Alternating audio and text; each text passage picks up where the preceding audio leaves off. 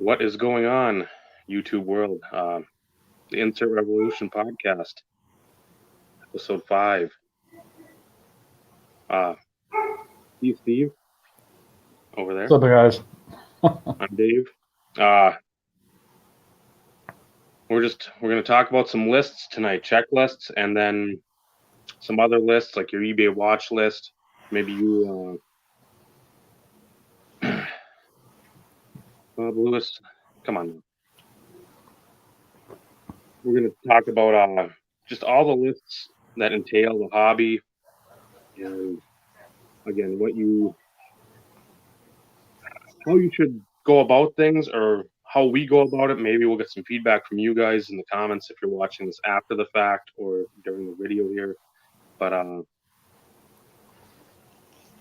Ty, I told you that score that you busted the other day was the precursor of doom.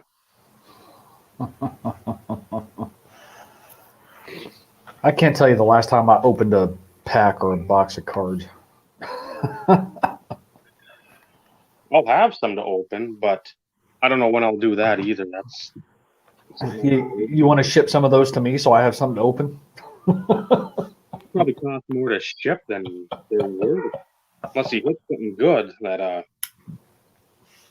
which is, I think of the dying days of the Facebook from this past February and March. I got in like a baseball insert group, and they had like some team breaks, and then they had player breaks too. So if, like, let's say you paid whatever for Griffey, whatever for Maddox, whatever for some of the bigger name players, and then like you just take the team for the rest. And I know Maddox was out there when I made my. I'm like, okay, I'll take the Phillies, I'll take Roland, and I'll take Bagwell because he's cheap. Maddox was out there and it was like $15, and they busted some of the 97 Donruss preferred. Well, lo and behold, those fuckers pulled a goddamn PMG or precious metal. Of course they did. And I'm just like, because I looked in the comments where I commented where I'm like, where did the Maddox, whoever Maddox picked, or whoever picked Maddox, and sure shit, it was after me, and I'm like, Yeah, well, Dave, you can't win them all. you can try, but yeah, I was steamed and horned off about that, but again, usually that stuff passes, and again, whoever bought the spot was actually a Maddox collector, so I'm like, well, that's good. At least he got a big card for his $15 or whatever. So I wasn't going to complain too much. I was sore for about 5 minutes, and then Carlos in one of his videos said, I moved on and I went to eBay and I found something else to buy, and that eased that temporary pain. Right. But did they get their Ty? That's the fun part. Yeah, I was going to say, with the way the postal service has been as of late. Which finally I've gotten a lot of this stuff from Canada in under 2 weeks. So I'm very happy with it. Before it was coming in about a month. So No kidding, Bob.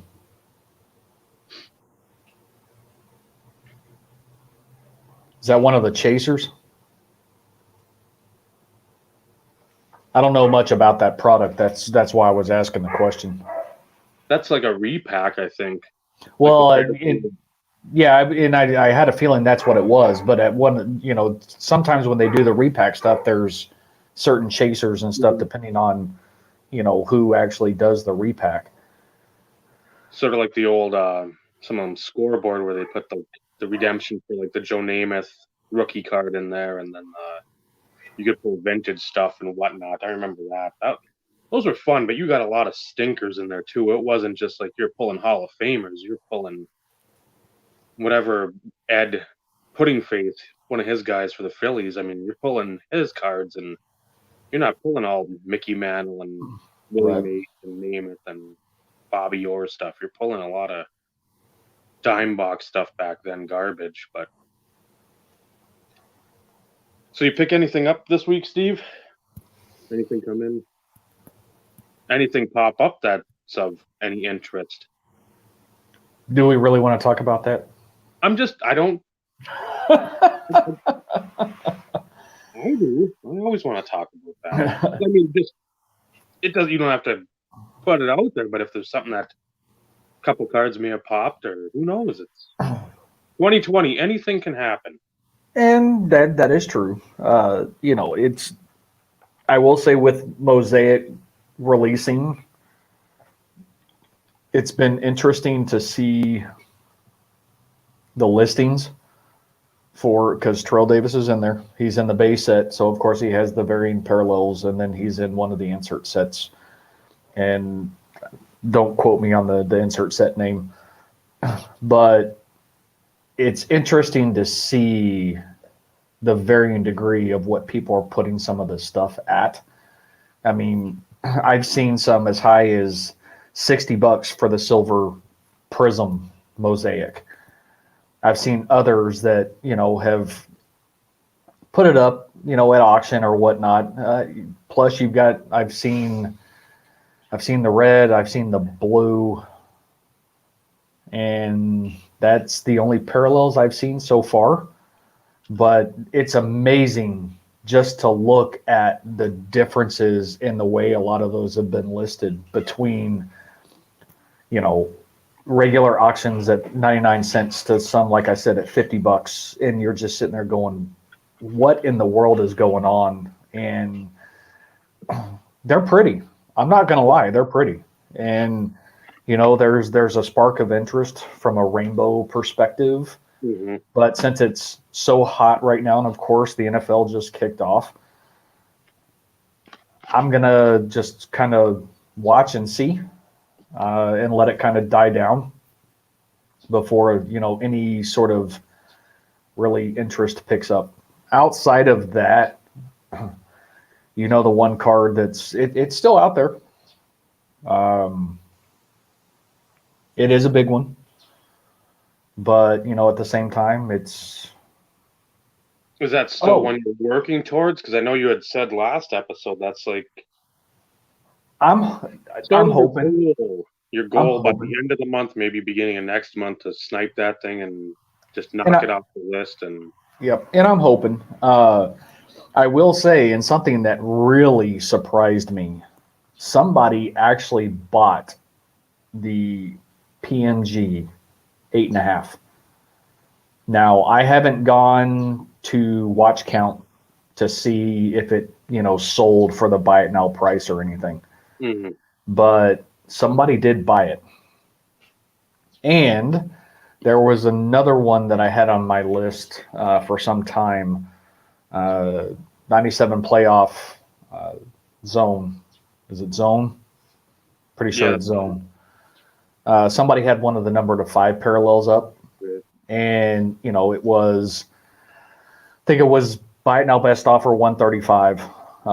And he kept relisting it. He never, dropped the price or anything, or never put it on auction or whatnot. And I stumbled across it on my ended listing. I'm like, I don't recall this, being up for only like 6 days or whatever. And of course, when I clicked on it, it was like, okay, view relisted item. So I went and pulled up the relisted item.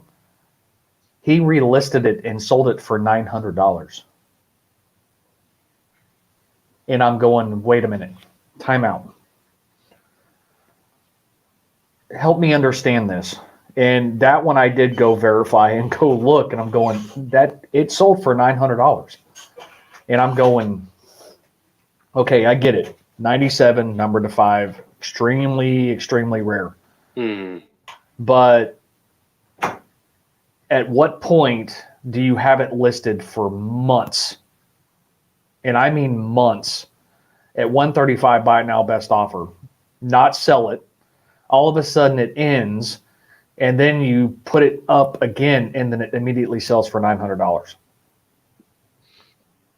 That sounds a little fishy. I was going to say, I'd seem super skeptical just because of that fact, but then you'd think, who bought it? Was it somebody, one of his friends? Right. And then he'll put it up again, or his friend will put it up or whatever, and then it'll be at 300 or 600. So somebody will then you throw that off for 400. Guess what? I'll take that. I've had it up for 135 forever. It didn't sell, but you see the completed sale of 900 and Yep. And it's one of those in which is it somebody, who's, manipulating the market? It's always possible. And that's the first thing that I thought of. But it's like that just I call bullshit on that one. Yeah, it would have been something cool to add. I do have one already. And I think there's three or four different versions numbered to 5. Don't hold me to that either, because my brain hasn't been working well today. And no, it's not because I've been drinking excessively either. Oh yeah, I forgot. Yeah, we're back to Bud Light as our sponsor. Sorry. But outside of that, I've seen a few things kind of come and go, and like I said, I'm a lot more patient and a lot more cautious these days, just from a budgetary perspective, as I've alluded to before. It sucks because you always want to get something new and be able to share it and things along those lines, but at the same time, it's not impacting my passion or my love for the hobby still. Unfortunately, something that we talked about last week, and and I've done a few searches for a few sets that I'm trying to complete, that I kind of alluded to kind of keep it fresh. Unfortunately, my old computer crashed, so I don't have a lot of my checklists to see what cards I'm missing. But at the same time, I'm broadening my searches and things along those lines to try and focus on something else, because I don't want to say stuff is dried up for the PC as far as Terrell Davis is concerned, but it's when you're obsessive like me and you do your 20, 40, 60 searches a day just to put stuff on the watch list and either forget about it or don't anticipate on purchasing, it kind of takes away from the fun, I guess. So I really do need to take some time and pull some stuff out of the office, because since my wife took over the office, since we're both working from home, I'm not in there as much, and I had to reshift and put some more stuff up. But it's one of those in which I'd like to pull some of the insert sets out, and some of the other sets I know I need to complete, and start looking for some of those, and hopefully have something to show in a video to where it's like I'm not dormant for 2 months again. Well, that's even just showing people what you got, and like, let's say you pull out that what's going on, Vinny? That 2002 Topps Chrome set. Have you finished that one yet? No. Or No. Well, like, No, if you're going through that, you're saying, hey, here's what they look like, and just showing them off and say, well, here's my list of what I need. You need it, or if you got any, shoot me a message or whatever, get a hold of me.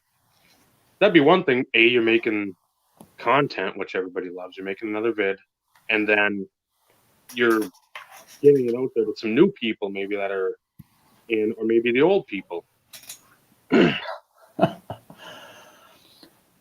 Yeah, I'd agree with that statement. Yeah, I think everybody by now is tired of this. It's getting old, and it's finally, but it's starting to hit up here more. I think we had assisted living. We got 3 different buildings. One where the people can pretty much do everything by themselves. The middle building is one where you need help. The end one is like when you're in like dementia and memory care and stuff like that. And that one got hit, I think, this past week or 2 weeks ago, and then I think 3-4 people have died out of that so far. So So there's like a tenth of the population of Ely going down in 1 week. Yeah, since face-to-face / hybrid has started here for school, Mm-hmm. we're already starting to see numbers increase within some of the school districts, whether it be students or faculty. So it's, it's one of those in which it's going to be around for a while, and now we're coming up into the fall and into the winter. You got flu season to battle on top of it. It's Yeah, I hate I mean I hate to talk about this, but it's me personally, I think it's only going to get worse, especially once we get into the winter months and when you got flu to deal with, and just your normal strep throat or a cold, or throw pneumonia into the mix. It's going to be. I don't want to say crazy. That's not the right word. It's it's just unprecedented times, and hoping that maybe we would see some reprieve, I guess, which we did for some time. I mean, we saw some steadying, I guess. But when you start getting into the cooler months and the holiday season and stuff along those lines, I think it's only going to get worse. But let's not drown the conversation in something along those lines. No, but yeah, it's gonna be here, and it's whether you believe it or not, whatever it's a thing. It's not something that's fake news. It's not something that's just some political propaganda. People are dying from this. Again, you can believe what you want, but the medical facts are there, and then again, go from Um, that that's point where you want to. that sucks. Oh man. Whew. I'm sorry to hear that, man. That's rough. Yeah, our condolences, Ty. That's horse shit. Yeah, the one that was up here too. One of the guys that died. He's 90, so I mean, he lived a good life, good long life, and one of the meat cutters at the store was her dad. So, but again, we got a truckload for him of underlying health problems. I mean, it just exasperates the situation. Yeah. But on the flip side, It sucks anyway. It's just shitty. it's so, I don't want to call it elusive, but if you look at things and you listen or you read the reports and stuff, along those lines, that it's consistently evolving, Mm-hmm. and it's impacting certain age ranges differently. I mean, it's just, this is a nasty thing, man, and I just, all I can say for anybody: stay safe, be smart, and do your best to just pay attention. I hate to say that.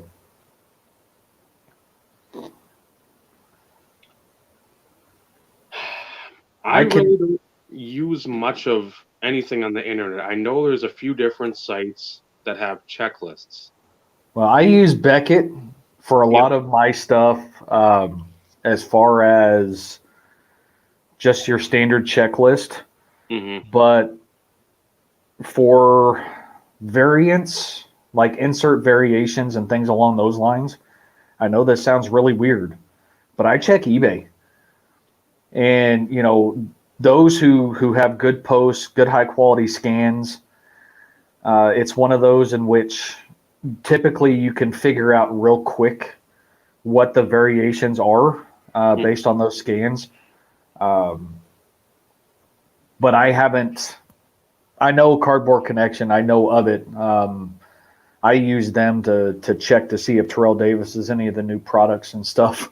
To be honest, right around release time, so I can kind of have an idea.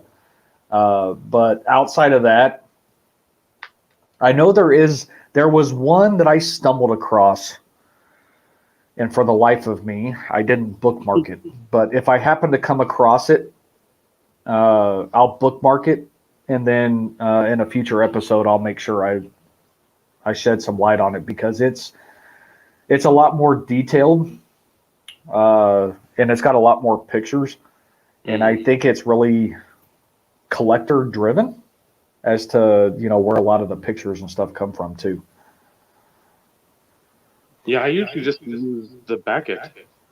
And then again, when you talk about we've been in the hobby for how many years, a lot of the stuff is just when you see something, you're like, oh, that's something I don't remember. I'm gonna start looking around. As soon as I see something I don't remember or I don't recall, that'll be a search on eBay right away. Be like, okay, what the hell am I looking at? Click. Is there anything else? First. Right. If I see a ton, I'm like, okay, something's off here, because if there's a ton of stuff on there, this couldn't have slipped past me. I could have, but I mean, most of the time, especially if it's something that's really fancy and cool looking, I'm aware of it because it's something that's going to stick in my craw for many years, because it's just something that sticks out. But yeah, the cardboard connection, I've heard that used many a time. It's something I've never used. Well, and I haven't used it outside of new product dropping and checklists. So for anybody who's mentioned it specifically in the chat, I'd be interested to hear additional details surrounding it, because it may be one of those in which you've kind of led Dave and I to potentially something else in which we could leverage on certain aspects. So, and then Ty, back to him and his father-in-law passing away. We'll go back to the cardboard connection and the inserts in just a moment. But that's a good thing.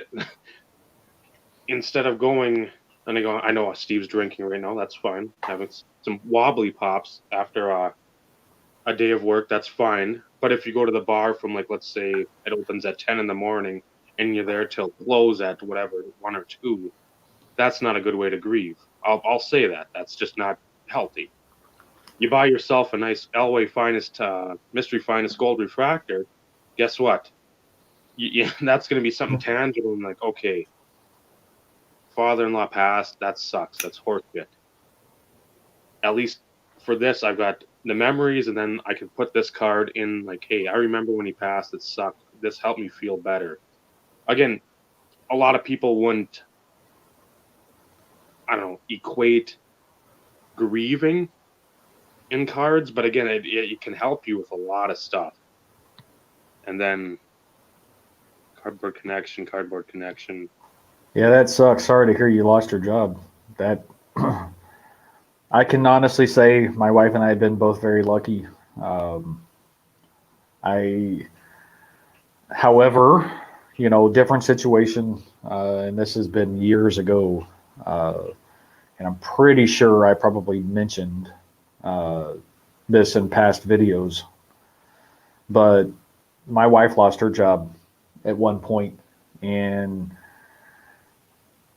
I tell you what, that is, and mind you, we weren't in any situation like this. We weren't in a bad economic state, anything along those lines. That is one of the worst things to have to ever experience, let alone in the event for your situation specifically, to be a collector and having a passion for the hobby, but then also being able to leverage that passion and kind of lessen the blow. Mm-hmm. Yes, it sucks, but at the same time, you at least somewhat had an avenue to kind of offset, like I said, the blow of losing your job and things along those lines. Hopefully you're getting some of that additional unemployment money to help also ease some of that blow. I wish you luck. It's This year is freaking crazy. As far as I'm concerned, 2020 needs to be wiped off the freaking memory banks of most of us. Just in general, this has been a hands down shitty year. I don't know how else to put it.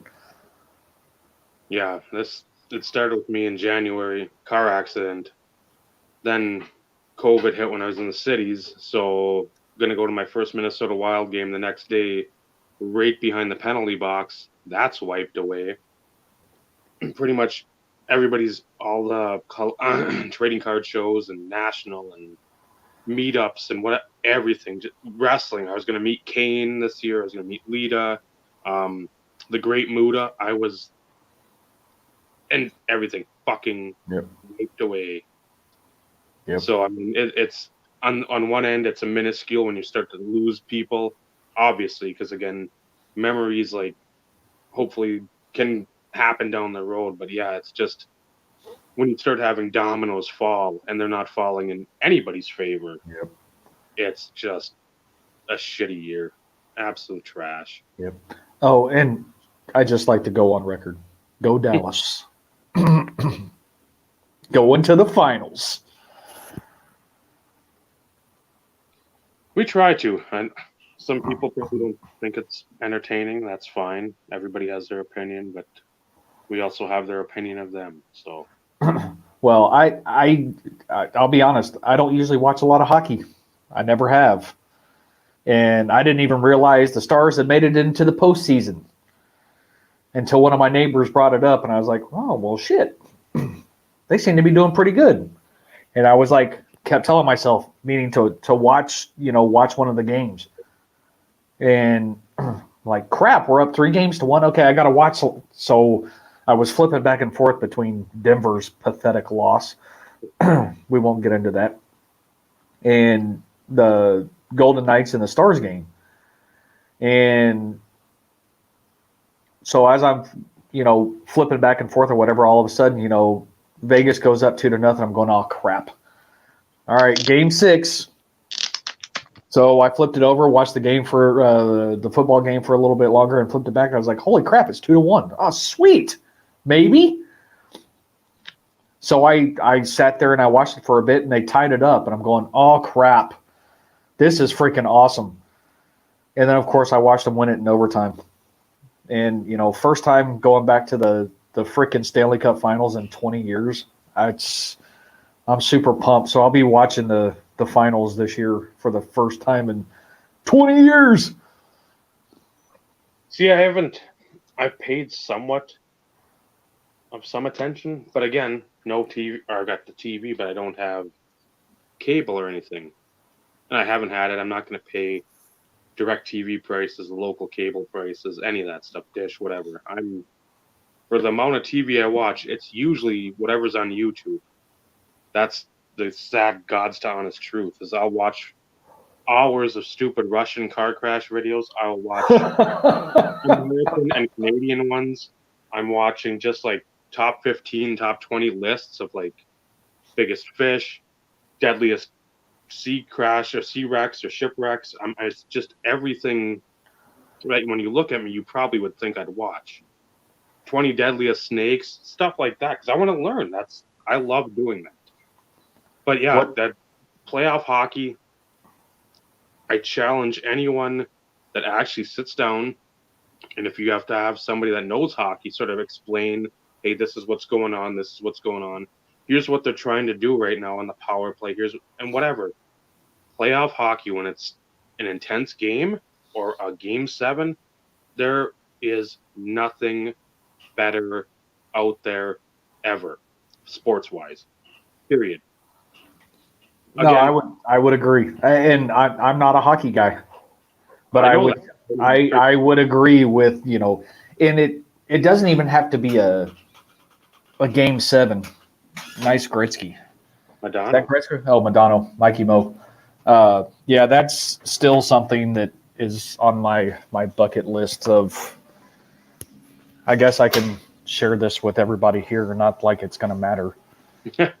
At some point, and I shared this with you some time ago, not being a big hockey guy, I know that. going back and actually getting certified autos on card. I know none of this funky sticker crap, but on card autos of the '99 Stanley Cup championship team of the Dallas Stars. And if they happen to win it this year, I'll have to add that to my list as well. But That's again what a true, in my opinion, collector does. Even if, like, you've mentioned to me several times, when the hell are you going to pick up more football? well, because I like to give you shit though too, Dave. This is correct. And it's just, this is the longest I think I've went with hockey. And again, I know the most I've spent, but it's fun to just, you get into something you're not really used to.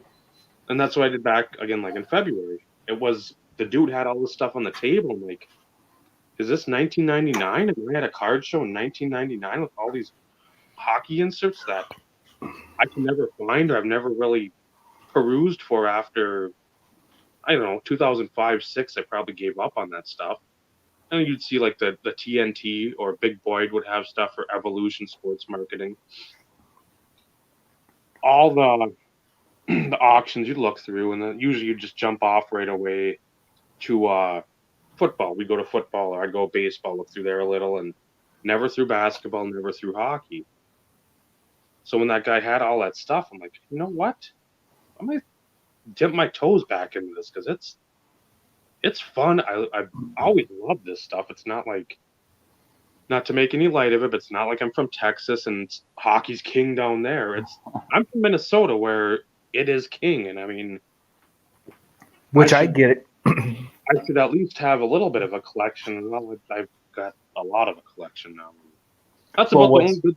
That's the only good thing for 2020. There's certain along the way windfalls of money that have allowed me to pick up some absolute monsters. Yeah, some big stuff that it's rekindling the childhood and things along those lines. Yeah, that's totally certified. This is one I didn't Is that show a Braille? you. Yep. You won't nice. even know how much I got it for on bids. Well, my guess is you probably stole it.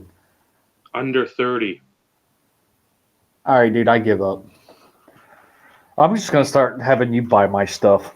And I'll just start sending you money. It's the same seller I've talked about, though, that's had all this stuff. Oh, this one, too. I on a brochure that I was super interested in. I told him I screenshotted it where it's like, congrats, you won. And he had skipped over it. And he's like, how much do you think this card is worth? And I said, well, I put 115 on it. And he's like, you want it? I'm like, yeah, go back in the conversation. I showed you the screenshot. And if you tap on the picture, it'll show like, congrats on your purchase or whatever. And it's like, shit. I'm like, well, the brochure number to 33, and it's, I think, 03, 04 tops pristine gold refractor die cut. And I'm like, those cards, they don't pop. They don't pop up. They speak to me. It's like we've said, bid what you're comfortable and you can pay, but overbid if you really want it. But again, in your comfort zone. Yep. Do not ever experience buyer's remorse. Yeah, I wasn't going to bid like 300 on that because again, I don't think it's worth 300. I mean, even in these crazy, uncertain times, I bid what I felt was a pretty strong bid, and if I lost, and if it would have bid probably just above whatever I had, the 115. So let's say it went up to, I think it's like a $2.50 increment. So it went to like 118. Okay, maybe I'd have put like 130 and just like at the end because I'm frantic, maybe. But if it would have went there, I'm like, okay, that's not meant to be. Well, and that's the thing, and we've touched on this in the past. Well, you've come to the wrong place, Ed. You've come to the right place, Ed. No, he's come to the wrong place because remember, premium subscriptions are now $5 million a piece per the last episode. Or have you forgotten that, Dave? I, that's why I'm able to afford all this stuff. But in all the years that I've been collecting and being a player collector and things along those, absolutely, amen to that, Vinny. I have I have never experienced buyer's remorse. Now, have I ever sat there and say, I paid a little bit more than what I was expecting? Yes, that's going to happen because it's one of those in which if you bid strong on something, and for me, I'm always a last minute guy. Sure. But payments are expected to be complete by no later than January 2021. Mm-hmm. So you only have a few months there, Ed. Sorry. Got to sell all your pudding heads. Yep, there you go. But because you put what you're like I said, I'm a last minute guy. I don't ever bid early. No. I bid with like 8 seconds left, and I always bid with what I'm willing to pay. Mm-hmm. Every once in a while, it may be one of those in which I'll debate as I'm putting in that bid, and then I'll like no, and then I'll go a little bit higher. And then I'll, kind of change my cents and my dollars up or, one way or the other. But I've never, because what's interesting is because you still have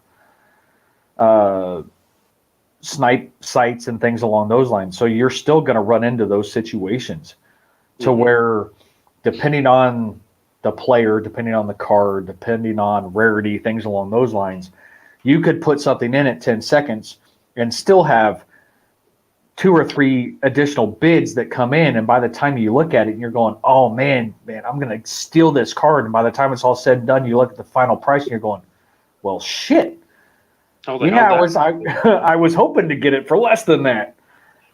But never a situation to where I ever experienced buyer's remorse ever. And if it's comfortable for you, then you should never experience buyer's remorse whatsoever. No, that the buyer's remorse that I've had is when I haven't went higher, and it's again, I do the same thing. I'm like, okay, let's say on a big card, I'm like 145. No, that's not. Yeah, no, that's no. 165. I'm like, no, 181.06. And then you win it for like 110 or 90 or whatever, and you're like, still, those are some heart racing moments because you're sitting there, and if that's a key card for you, and let's say you're in a sort of financial bind, you're just like, I don't want to. I only have X amount of dollars. I may be able to flip something for a few dollars, but I'm not going to get like $3,000 for anything. It's right. I can sell something for like $50 or whatever, and maybe put it towards it. But those are the times when you're just like. But lucky enough, for most of those, it's been like an auction. Yeah. Where you're like, okay, I can try to figure something out and work around stuff.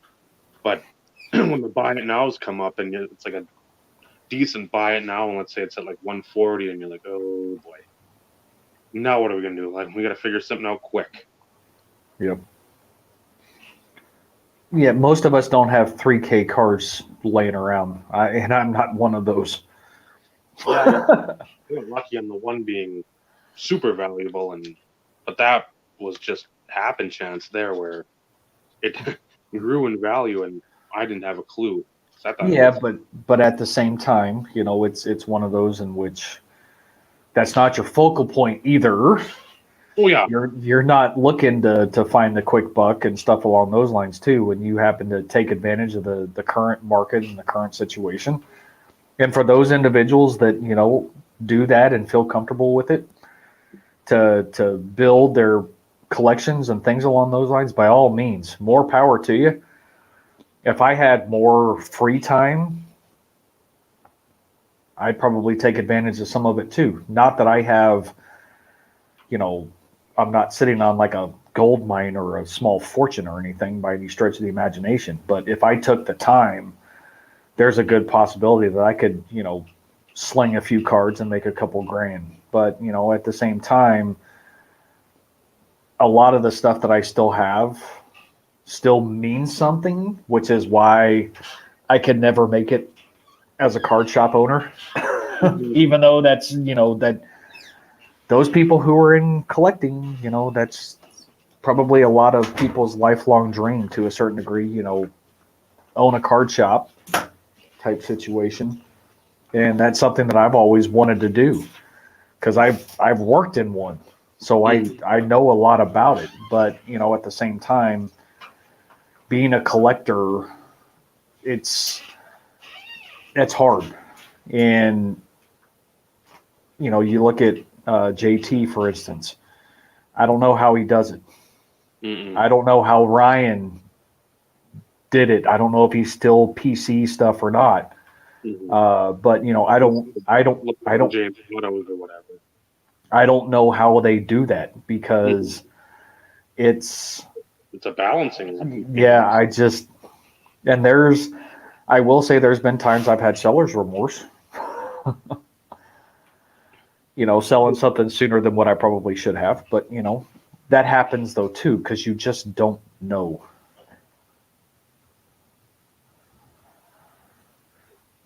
Ooh. Yeah. That's this thing.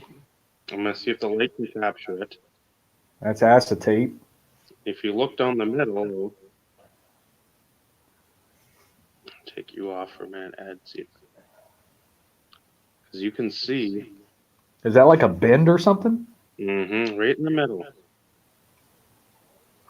The light has to catch it just right, but I mean, there's a line there definitely. The guy put it in a team bag between. I've kept it here because I wanted to show it. And again, from Sweden. So he put it in this, just like no padding, between 2 sheets of cardboard in a team bag in a soft sleeve. Are you shitting me? I've still yet to leave feedback because I'm just that irate with a $100 purchase being sent like that. Wow. I have experienced some just horrendousness with shipping lately. It's been I'll show it, but this is one I had the video. I took like a 20-second video because the guy sent it in a bubble mailer, and I'm like, okay. Because I pretty much knew this was the card because it showed up saying it's gonna be here today or whatever. But it was like a previously used bubble mailer, so there's like a cut on the top, and it was like tape. So I'm like, please be in there. I'm like, you've got to be kidding me! I can't have this every day. Where, again, for me, $100 purchase is fucking huge. It always will be because, again, I'm not slanging the Jordan rookies on the corner. I'm not finding Kobe's and playing like blackjack with them. $100 for a card, and it's a acetate insert, and it comes like that. I'm like, does anyone know how to ship anything? It's fucking insane. So Dave, I don't want to interrupt you, but how much did you pay for shipping from that? 10 from Sweden. Now, I hate to say this. I would expect if it was free shipping type situation. Or you get the 99 cents or $1.10 or whatever it is. Wow. But again, it's International shipping. God, where the hell is that card? I have another one that's, and again, it's not a card that's worth a ton, but that shouldn't matter. That's not the point. You need this one. I think I paid like 4 shipped for it. Just a Broder classic 94 whatever insert. Crash numbered hand or on the back. This will be a tough one to pick up to it. Where's it's on the? I got to so my shoulder. It's tough to see there, but the thing there's like a shoulder right. Again, it's right where you can sort of see on his shoulders a little divot right there. Yeah, it's not picking up very well. That came in like a graduation thank you card. Like hey, you sent me a greeting card with some money, a little flip card, just like this in a soft sleeve. Hey, thanks for choosing my eBay store. Well, motherfucker, you didn't protect it. Timeout. Did you just say eBay store? There, I'll find that. I'll find it. But yeah, I still have that because I'm like, you got to be kidding me, because it's like a eBay card thing. Wow. I'm at a loss for words.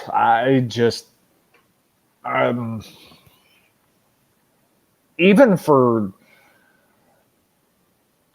I don't know who on here or who's in the chat, who actively sells from time to time. I'm very random when it comes to stuff.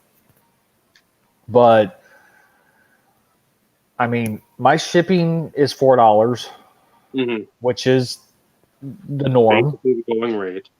I mean, let's be realistic. As a seller, you're trying to recoup some of your expense for your supplies and your bubble mailers and the shipping and everything else.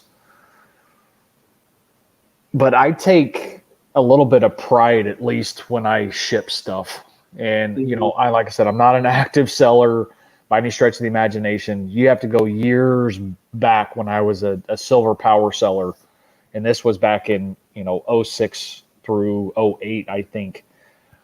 And that's, of course, before, you had to pay taxes, which really changed a lot of stuff. But at the same time, I always took pride in, my shipping. Not to mention, I used to be a warehouse guy. I used to work in shipping and receiving.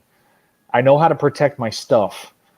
Hell, go back and watch a few videos of stuff I've sent to people and look at the packing job. Outside of just like a regular bubble mailer type situation, any of the boxes, the priority mail boxes, anything along those lines, I take pride in my shipping. And if you're going to charge somebody almost $5 for shipping and ship it in a PWE, somebody needs to freaking walk over there and give them a swift kick in the testicles. Because that is just ridiculous. And I used to love seeing on like a blowout or a Beckett message board, well, this is why I charge this much. I have to go there and drive there. I have to buy the thing. I have to use gas. It's taking up my time. Well, then don't fucking sell. If that's your time is so valuable, you're not that valuable of a person where you can charge people because you're breathing air as you walk to the post office. It should never be more than $5. I will give those sellers the benefit of the doubt. If they're, if they sell frequently, maybe they don't have something as close to them from whatever, or they're having to buy all their supplies online. Okay, I get it. But $5 should be the max, and it better come damn well protected. It better be coming in a bubble mailer, and it better not come in a reused bubble mailer for that matter. I don't think I've ever reused a bubble mailer, ever. Not saying it's a bad thing. Not like I've cut it open and then, I got to tape it up. It's usually, if they've printed on it, I can affix something over it and if I can take off the sticky seal part and everything is still pretty much intact, I'll reuse it. If it starts ripping, I just tear the fucker and I'm like, okay, this can cost me $1. Who cares? Yeah, like I said, I'm not faulting people who are able to be able to be smart, and I mean that saves expense. But at the same time, make sure when you're reusing something, it's at least still intact to where you don't run the risk of something falling out of it. Holy cow! That was the brodeur that I showed. That's the back of it because I cut it on the top. But yeah. I'm looking like, oh, you fucker, you better. I'm like, I know supplies are a little more limited now with all the crazy uncertain times, but at the same time, you're selling a card for $250, $260, and you get a bubble mailer that's already been used, ripped, and I pull it out, and I'm like, motherfucker, you have got to be kidding me. No, not again.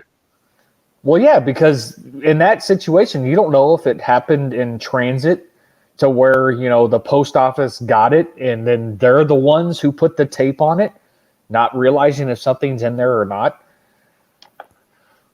This was another, I have got so much to show. I just haven't done anything video-wise yet. But I know you haven't. I was going to give you shit about that too. I'll leave it alone though. You're coming back from vacation. I get it. You're still trying to get reacclimated. You throw in 2 freaking shows. Thanks, Matt. Yeah, when that I get it. Unreal. I used, and again, this isn't like somebody like you. Again, try to take the peel off and be nice with it if you could have it on there. It's somebody that cut it open or ripped it to that part, and then they just decided to use. And it wasn't even like a strapping tape. It's regular, like not Scotch tape, packaging tape. I got a huge lot of inserts in this box, and again, they're all hard plastic. But I mean, it's again just a little. Like, let's say you have a pin for like a child or something. Maybe that would be the thing in there. Right. I'm like, that cost a ton. It was all the hockey from like the 94, 95 score franchise. There's some Leaf limited stubble. There's like all these ultra tough inserts. And that's how it came. And I'm like, you have to be kidding me. You have to be kidding me. Why? Why can't people? When I sent the stuff to Josh, BB Express that I sold him, medium, flat rate, priority box, bubble wrap. I didn't have enough, so I took apart like 150 count, 300 count, whatever the white box. So I put that on there so it brace. But the Siakam went in its own bubble mailer, wrapped it with bubble wrap. Protecting the case to avoid any scratching. I took off, yeah, and then team bag too, so it was already in that. Then I take the team bag with painter's tape, put it in, took off the tab of the bubble mailer, put that in there, and I put it in the middle of the other 2. So everything was taped up, team bagged, painter's tape, bubble wrapped inside the bubble mailer.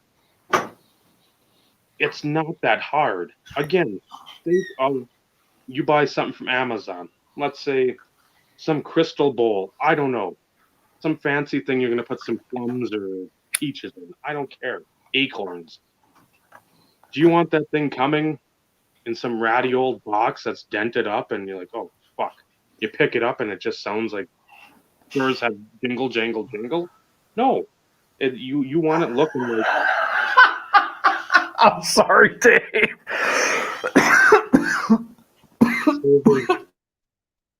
I know this. We need an actual video though of you doing this. We need some sort of contest where who can teabag their cards the best. I mean, win a pack of like Topps 2020 Series 2 baseball, and you'll have like 800 entrants because, again, ultra modern is where it's at. Sure, it is. That's why I'm jumping all over it. Everybody should. But I'm yeah, that guy. I'm that guy going and clearing off all the Walmart and Target shelves in my area. Not. I, if I saw anything up here, I'd buy it, but it's just nothing. Still nothing. Well, if I came across something, it's since I've been, a devout football guy for as long as what I have been. I'd buy it and rip it. End of Yeah, conversation. Not saying that if I didn't stumble across some, Prism basketball or something along those lines, and yeah, I think I'd take advantage of the current situation. Just throwing that out there. Not gonna lie, but I'm not gonna be buying everything off the shelf though either, because, like I said, it's one of those with the current situation. Depending on where you live, if you don't have access to a hobby shop and you have the younger generation who are, who love the hobby, and you're robbing that situation from what I consider, the future of the hobby, I have a problem with that. I'll just go on record of saying it. and they brought that up. It was another podcast, Sports Cuts Live. I think after hours or after dark, whatever. Usually Jeremy has a guy on in the business somehow, and then afterwards he started up with like collectors. I'm like, that's what I want to hear. I like hearing the insight, but I want to hear people that are actually in the hobby currently and not look that work for the hobby. They just want to buy cards and like us. And there's a discussion there. It's like one of the Carlos, he said, well, he'd argue that the hobby hasn't been for kids since I don't know, like the 50s, 40s, 50s. Like, I disagree with that. So I put that in the comments. I'm like, the late 80s, early 90s is when it started changing. When you had Upper Deck, Leaf, Upper Deck 89 baseball, Leaf 90 baseball, 90 91 Upper Deck after like Bure, Fedorov, all those guys got hot. And then 92 Bowman, 92 Fleer rookies or Fleer. And then 91, I think it's 91, 92 or 92, 93, anything with Lindros. That's when you started seeing packs not being like 35, 50 cents, maybe like 60 cents.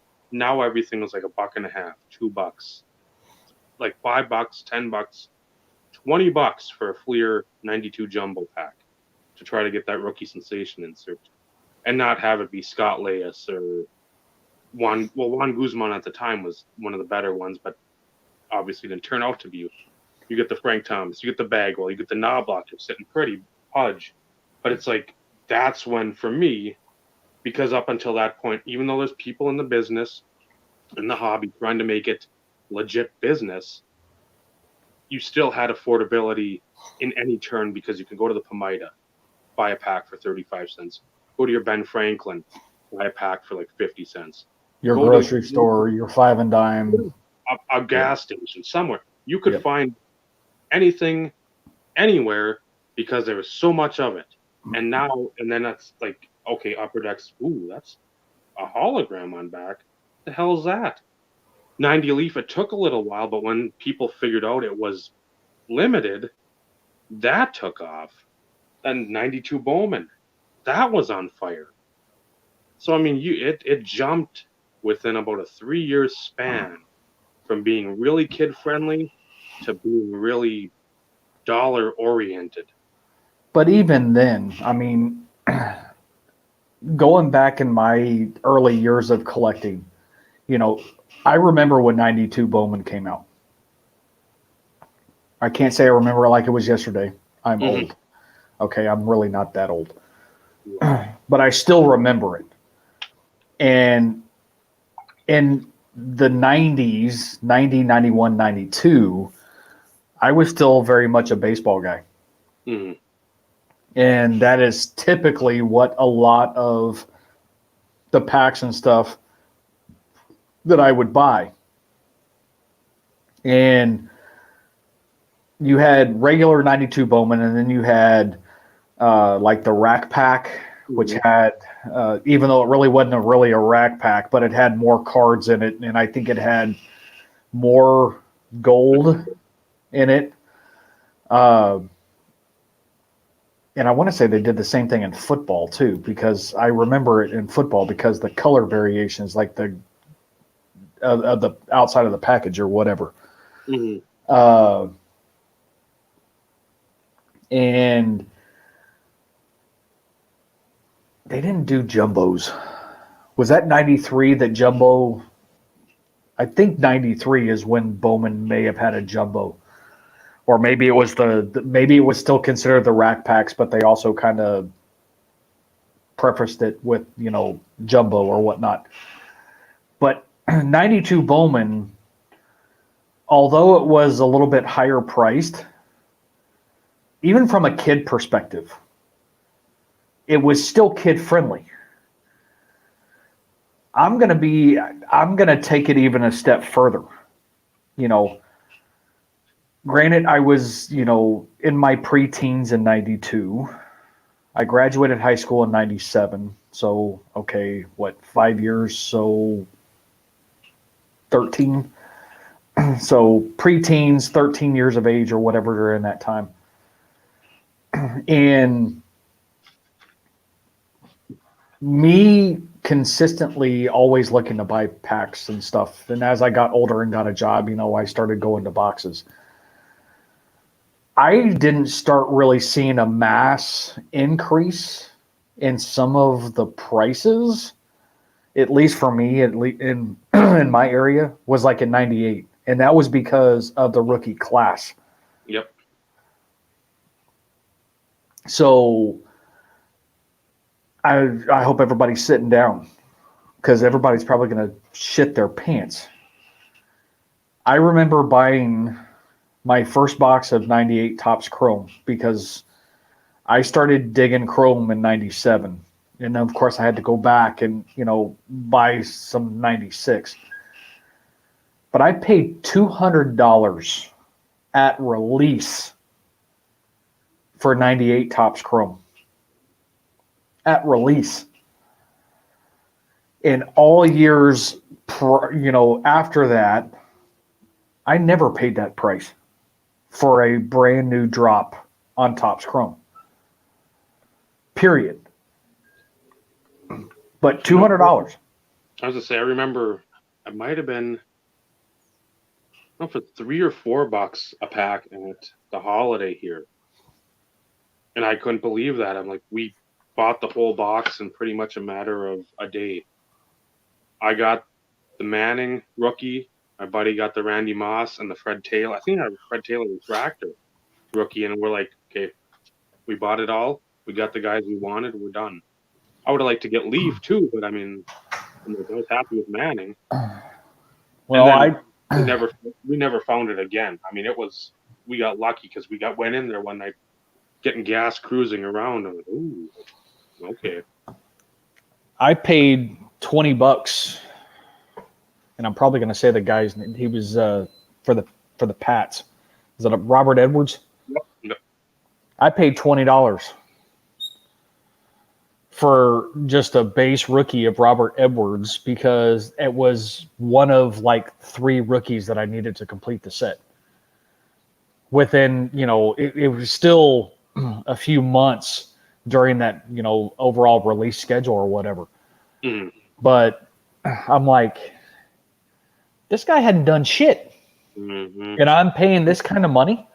But, at the same time, still to this day, never buyer's remorse. Do I regret it? Absolutely. But at the time, because it was the hot product, because of that rookie class, and, when you're a set builder, you stick with what you know. And at that time, I was stuck to the shop, so to speak. Mm-hmm. But on the flip side,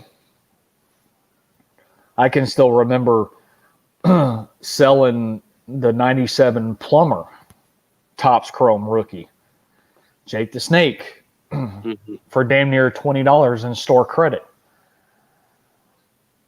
So it's one of those in which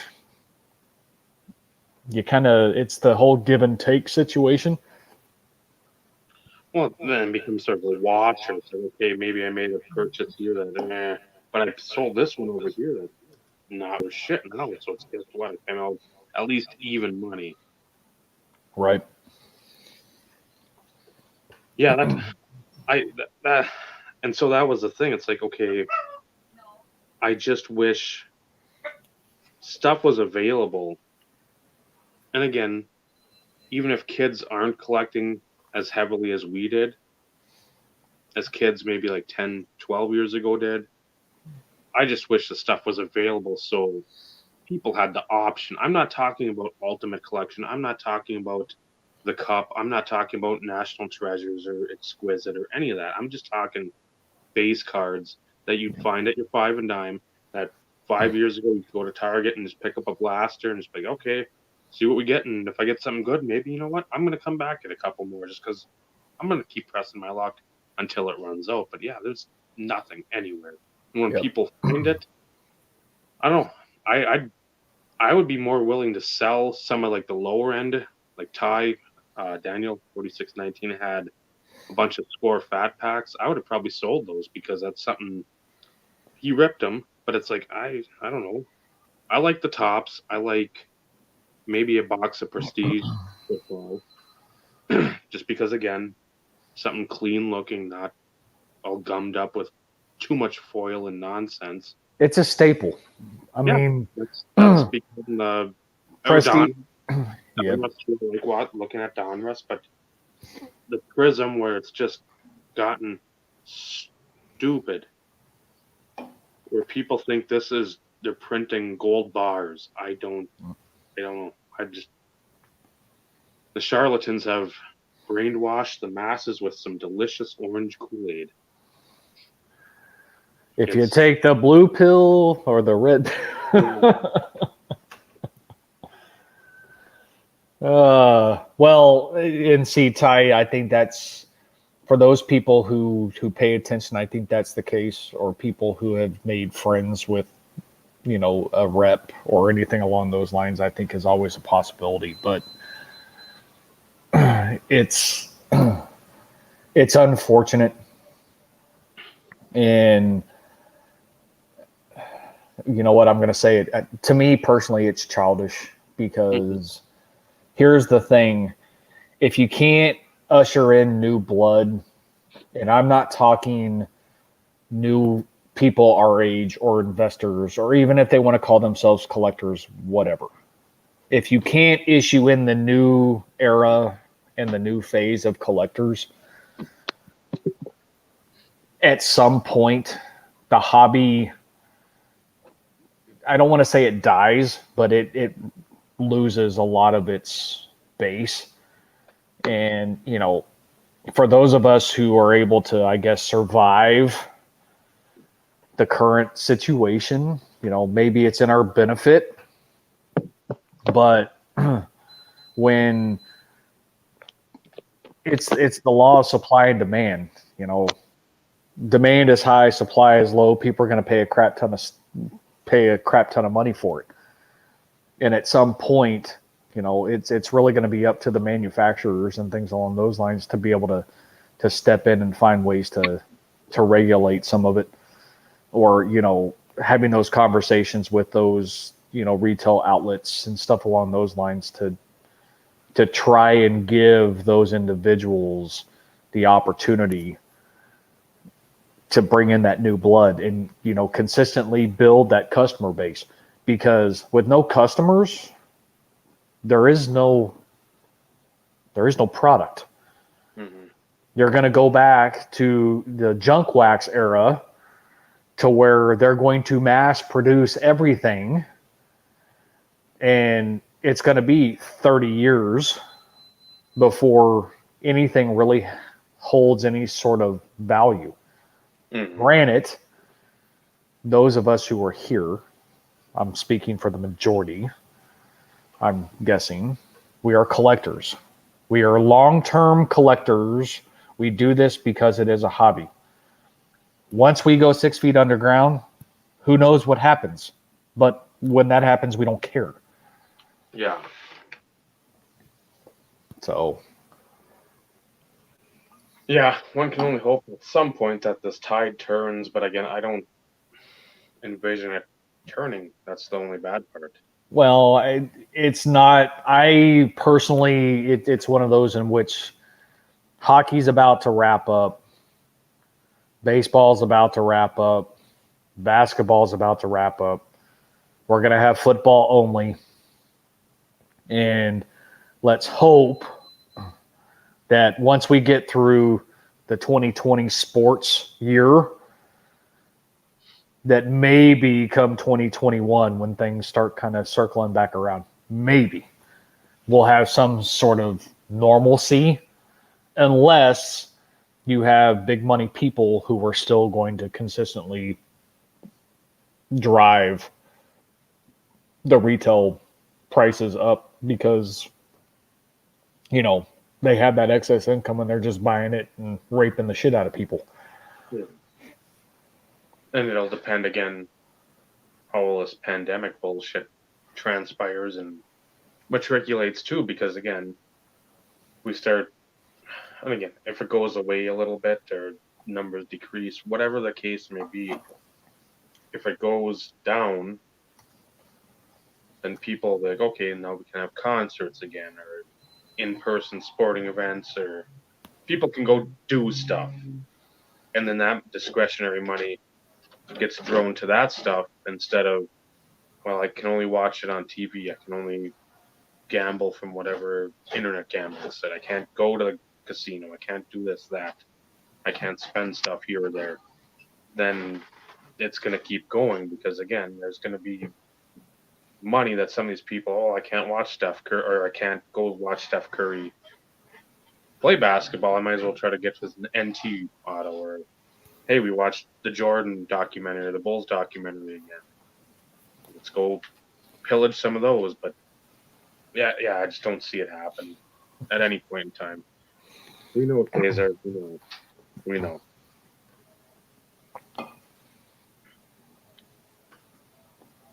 Yeah, that's the next thing. It's like, do you either say, you know what? I'd rather have a Big League Chew there and I don't know, breath savers or whatnot, or will some of these stores start putting them behind like Walmart will. Target, I don't think sells smokes or anything, but like, will Walmart put them behind where like the smokes and the tobacco are?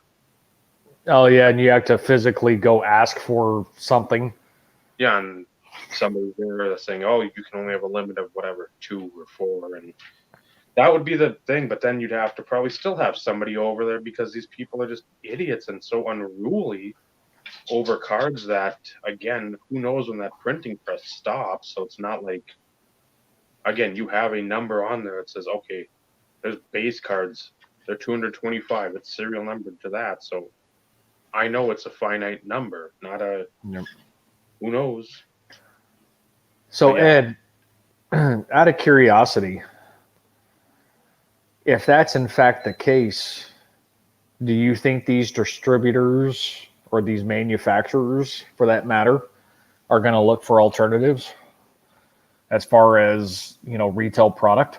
Because, Walmart and Target, of course, would be two of their biggest customers because just the amount of locations they are spread out throughout the continental US type situation. Are they going to look at other retailers? Because if I'm Panini or if I'm Topps, that's a substantial amount of revenue. What then happens? Or are they just going to hold the product and sell it to the public direct at ridiculous prices? I mean, it's like one thing or the other type situation here. And I when you start looking at situations like that, I mean, that can take a big snowball effect if you really think about it. I think, Ty, some of the stores that I've seen other people talk about where they've actually got something, it's had somebody there saying, no, you're going to get 1 or 2 boxes per person. It's not come in here, there's 7 people waiting. You get screwed if you're the second person because again, the one guy buys all the tickets to the game, and you don't have a chance. Well, and that's I bought mine at like 5 and dime stores. And you know what? Kudos to the retailers that are actually putting that out there, because you know that's money to them. And when you're in business to make money. But at the same time, the fact that they've stepped up and put certain limitations, and to a certain degree, the only way that happens is by individuals out there educating those retailers, letting them know what is transpiring, letting them know what's going on. You know, it's still not going to fix the problem, because since it's not nationwide, it's not all locations, it's not like a mandated policy type situation. But at the same time, it is nice to know that there are retailers out there that are potentially, you know, listening to individuals and advising of what is truly transpiring. You know, me personally, I wouldn't go into granular details and be like, do you realize that these people are buying this stuff for $20 and selling it for 135 on the secondary market? Because all that's going to do is put ideas in their head, which is really. I wish he got punked everywhere. Now, see, getting physical, that's a little absurd. Yeah, where again, it's cards. People think, again, it's just because it's one of the hot things right now, where people can make instant flipping money. They're just, and it's stupid where it's like, well, if I can buy this for 20, I can sell it for 50. So you're gonna punch somebody for $30 fucking? Are you stupid? I'll push you off a bridge for free. I mean, amen to that. It's like, are you kidding me? $30. Who cares? It's nice to have that extra 30, but you're gonna be a fucking dick for $30 over. The only way that you're talking making bukus of bucks here is if you got financial backing, or you're willing to make or take the risk. It's no different than the stock market. If you're willing to put in that kind of cash,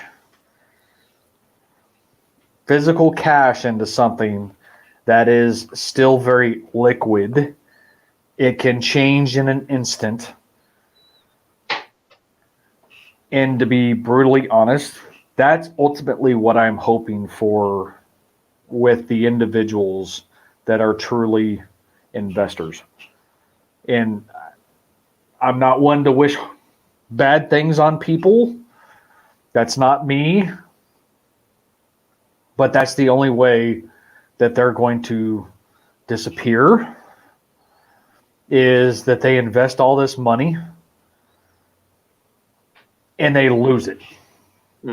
Because once that happens, they're going to go find something else. Because in times like this, I don't know about you guys, I don't have spare thousands of dollars laying around. No. Tens of thousands, hundreds of thousands. I don't care if these people are worth millions. In times like this, that to me is not worth the risk of losing a substantial chunk of your net worth on something that is so liquid as sports cards. Because all it takes is one player to have a great game.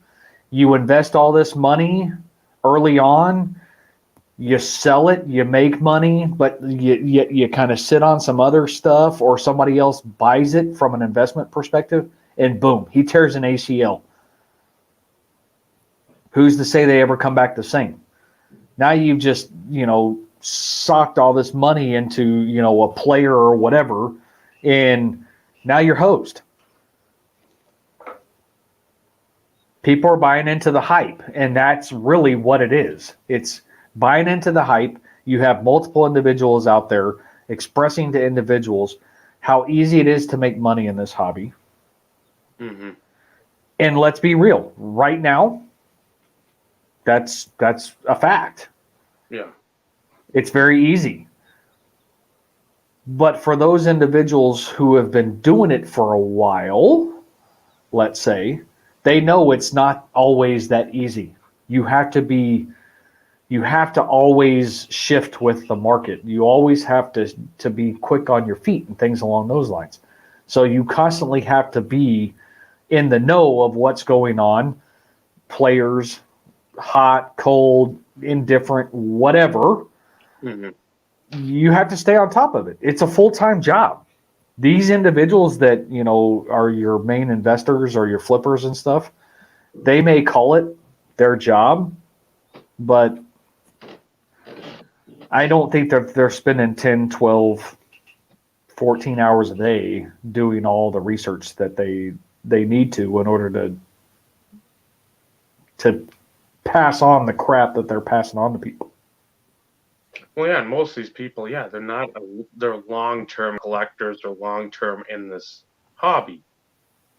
Even if you want to be an investor and you've been in the hobby business or the sports card hobby for 15, 20 plus years, if you're giving advice then, okay, that's one thing. Billy Jojo Shabadoo, who just fucking got a laptop 6 months ago with the COVID pay and bought a Zion Prism and flipped it for, I don't know, $3,000 more than he paid for it. Now he's writing about stock market type situations and all this bullshit. Again, to the alligators that get fed. Who cares? It's the blind leading the blind, and that's going to keep happening because people don't. There's a lot of connotation that this hobby is negative, and it is. A lot of people just want to portray positivity. I'm not one of them. If you watch my videos, the only thing that most people are positive about is that I should be in a mental asylum somewhere. When you have the negativity in the hobby, you need to tell people about it. So at least you have, okay, I can weigh the pros and the cons.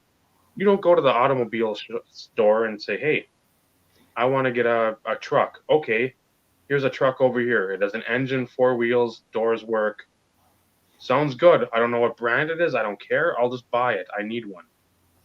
That's the hot truck. No, you're going to do research on every other thing you do. Why the hell do people, oh, this guy's been on YouTube for 6 months, a year. What fucking experience do you have? You don't have any. Any.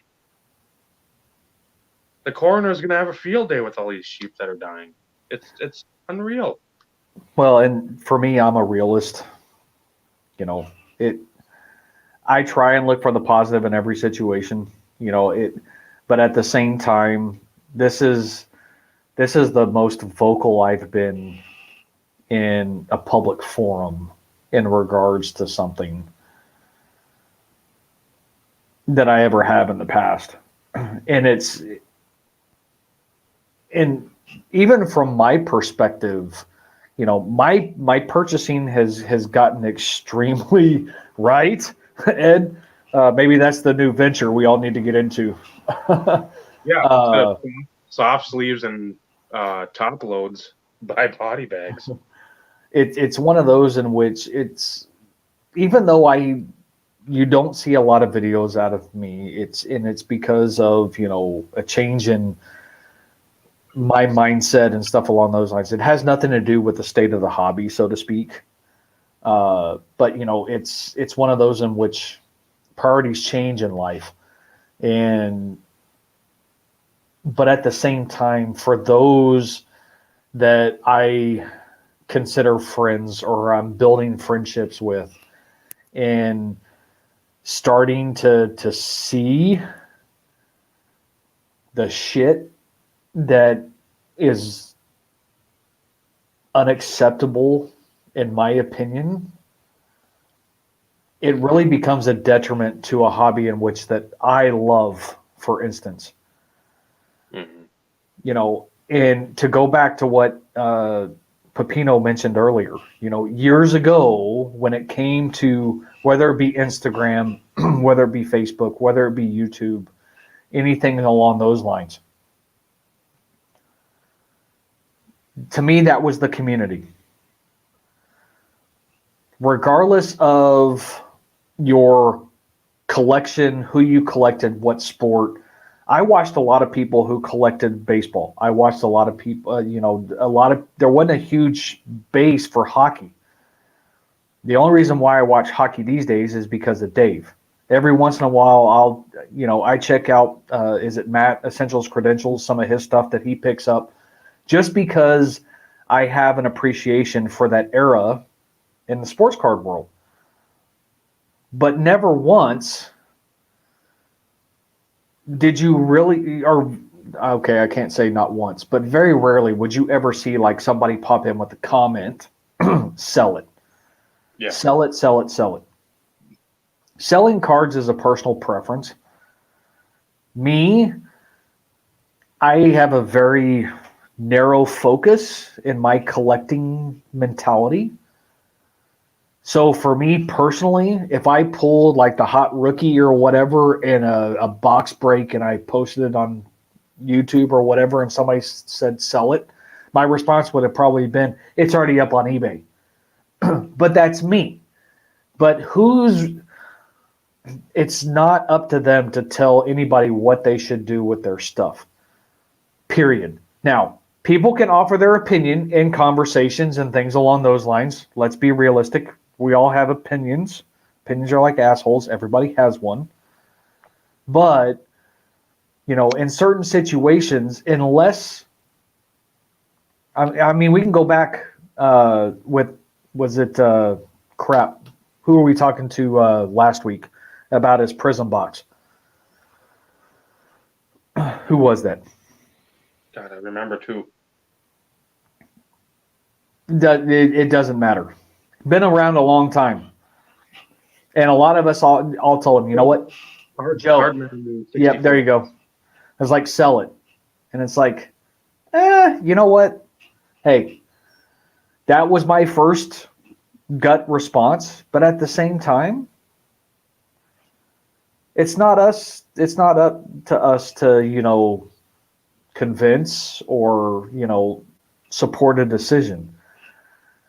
It's like, I'll jump in quick. It's like somebody telling you what to buy, like Ed, Mike, Eric, those back pages. Don't buy Topps 2020 because I'm tired of seeing it in my feed. Fuck off. It's their money. Anybody's entitled to do with their money what they choose to. If you don't like it, hit the ranch. Yep. And that's the thing. And, in situations like this, we can poke, prod, make fun of, joke around. But at the end of the day, I'm never going to be hard pressed ever to convince anybody how to spend their hard earned money or sell anything that they have, because that's their collection. That's what they want to focus on. Who gives a shit? We all should be supporting those individuals. If this truly is a community, we're not getting to any fucking topics that we had on the agenda, obviously. And that's fine because we can bring them up at a later time. But now I'm getting fired up.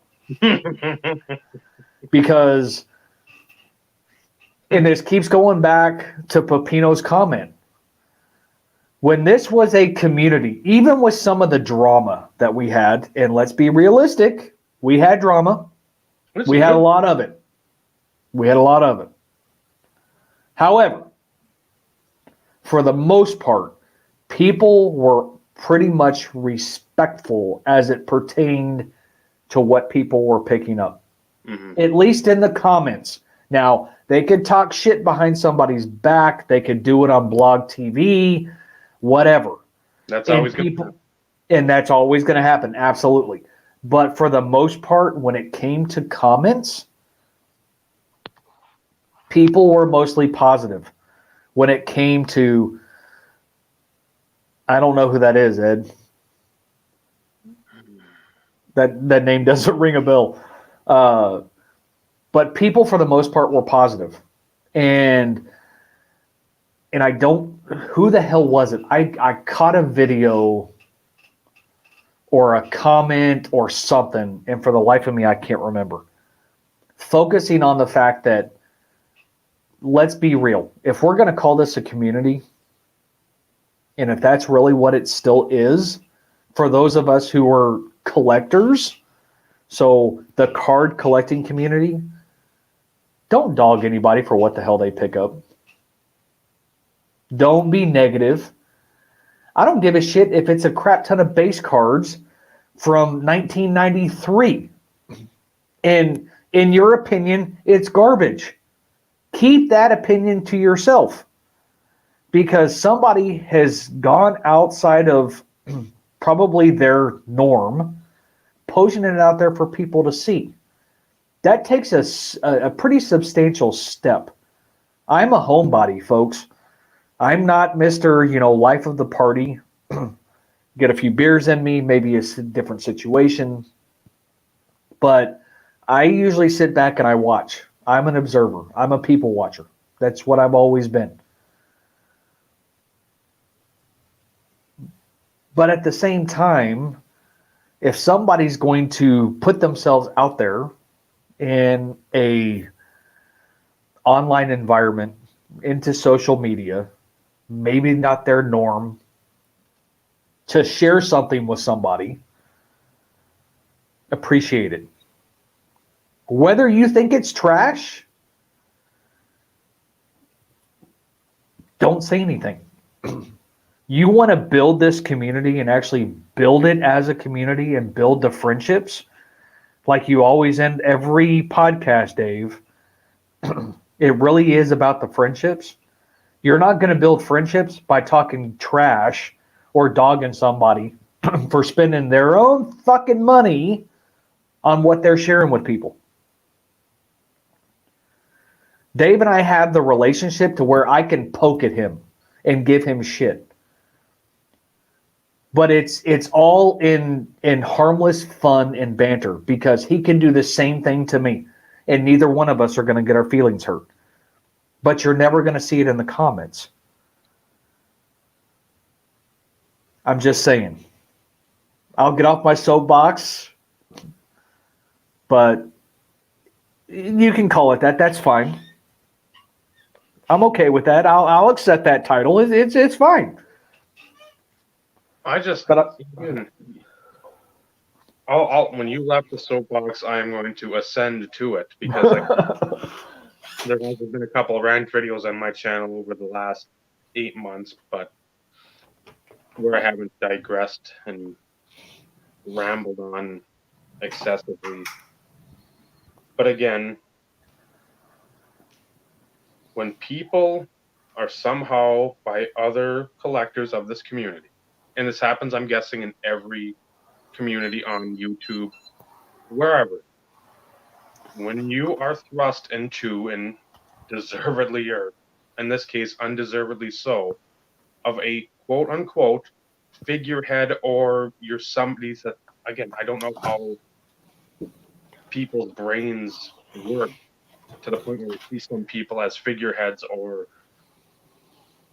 I don't even know how to put it as a term, but you look at a leader, like somebody that is a leader of a community,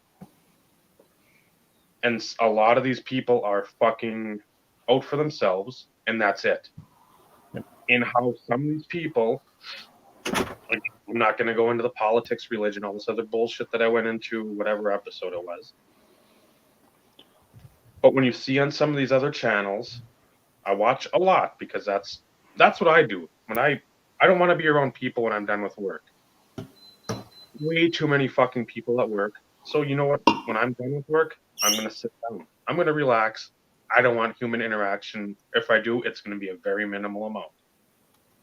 So I watch. I've got a lot of people I'm subscribed to, a lot of people I watch. I don't comment. I'll watch, though. But when these people are praising about the Lord. They're talking about Bible verses, talking about this and that, being a good person, and yet they're sitting over in the corner too, putting certain individuals on a pedestal that are looking down on people for how they spend their money if they're buying Micah, Dystemic. He's on a budget. I know this. But when he picks up a bunch of Twins cards for his collection and he goes over 5,000 different Twins cards, I'm fucking stoked for him because guess what? He's stoked for himself. It doesn't have to be Kirby Puckett Auto every time. It doesn't have to be a Killabrew patch. As long as he's happy. And that's what people should do. You want to talk shit texting with all your idiot friends? Do it. Yep. People will finally, at some point, they'll figure out that these other people are shit. But if you want to tell somebody in a fucking video, hey, Ed, if you're still here, fuck you. Don't buy 2020 tops. I don't want to see these boxes ripped in my feed. Show me vintage. I want high-grade vintage, and that's it. Fuck you. Fuck the people like that. Fuck all that shit. Because that's the cancer. I've said it before. These people, specific people, are cancers to this hobby because of that and that mindset. If people want to say to me, even you're like, Josh Johnson, you're still buying that shit? You're an idiot. I know this. I know. I'm spending $60 on a 101 Josh Johnson patch auto. I know. It's not brilliant. I want it, though. So my money, fuck you. Nobody wants to see Perez Steel cards, but guess what? People put them out there. Hey, they're cool looking to you. I'll give you a thumbs up because you know what? Let's have that, whatever, the algorithm of YouTube so you can get it. It just baffles me and always will. How people can have in their corner certain viewpoints, certain beliefs, whatever it may be. Sunday mornings, the good book, whatever. And then you have people that they're following, that they're always, oh, you great point. You said it best. Boy, you're an inspiration to the community. The fuck they are. They're fucking idiots. You follow these people like lemmings. If they said, hey, let's walk over here off in the distance, doesn't matter. They're leading you to slaughter. No, Joe, you can. Because I want to see more videos from you. More. What videos? I mean, the Joe Panic I sent to him was probably about 4, 5, 6 years ago. So, I mean, I want to see one sometime soon. It just, when people tell other people what to do, that they don't like what they're collecting, that they don't approve, who in the fucking blue hell are you? You're fucking nobody, because some of these people that tell people what to collect, they've collected people that are alcohol abusers and child abusers. And they don't want to mention that because they want to hide behind their little curtain and just show you what they want to show. They don't want to. I'll put everything I have out on the table. You can rip me all you want.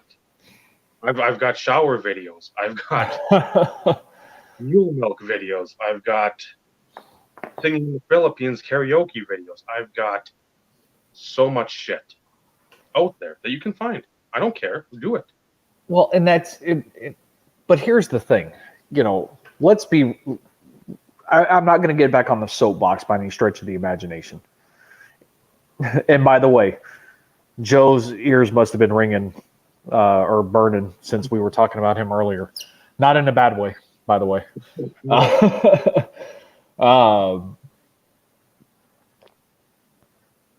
For shit, I don't even know where the hell I was going to go with this now.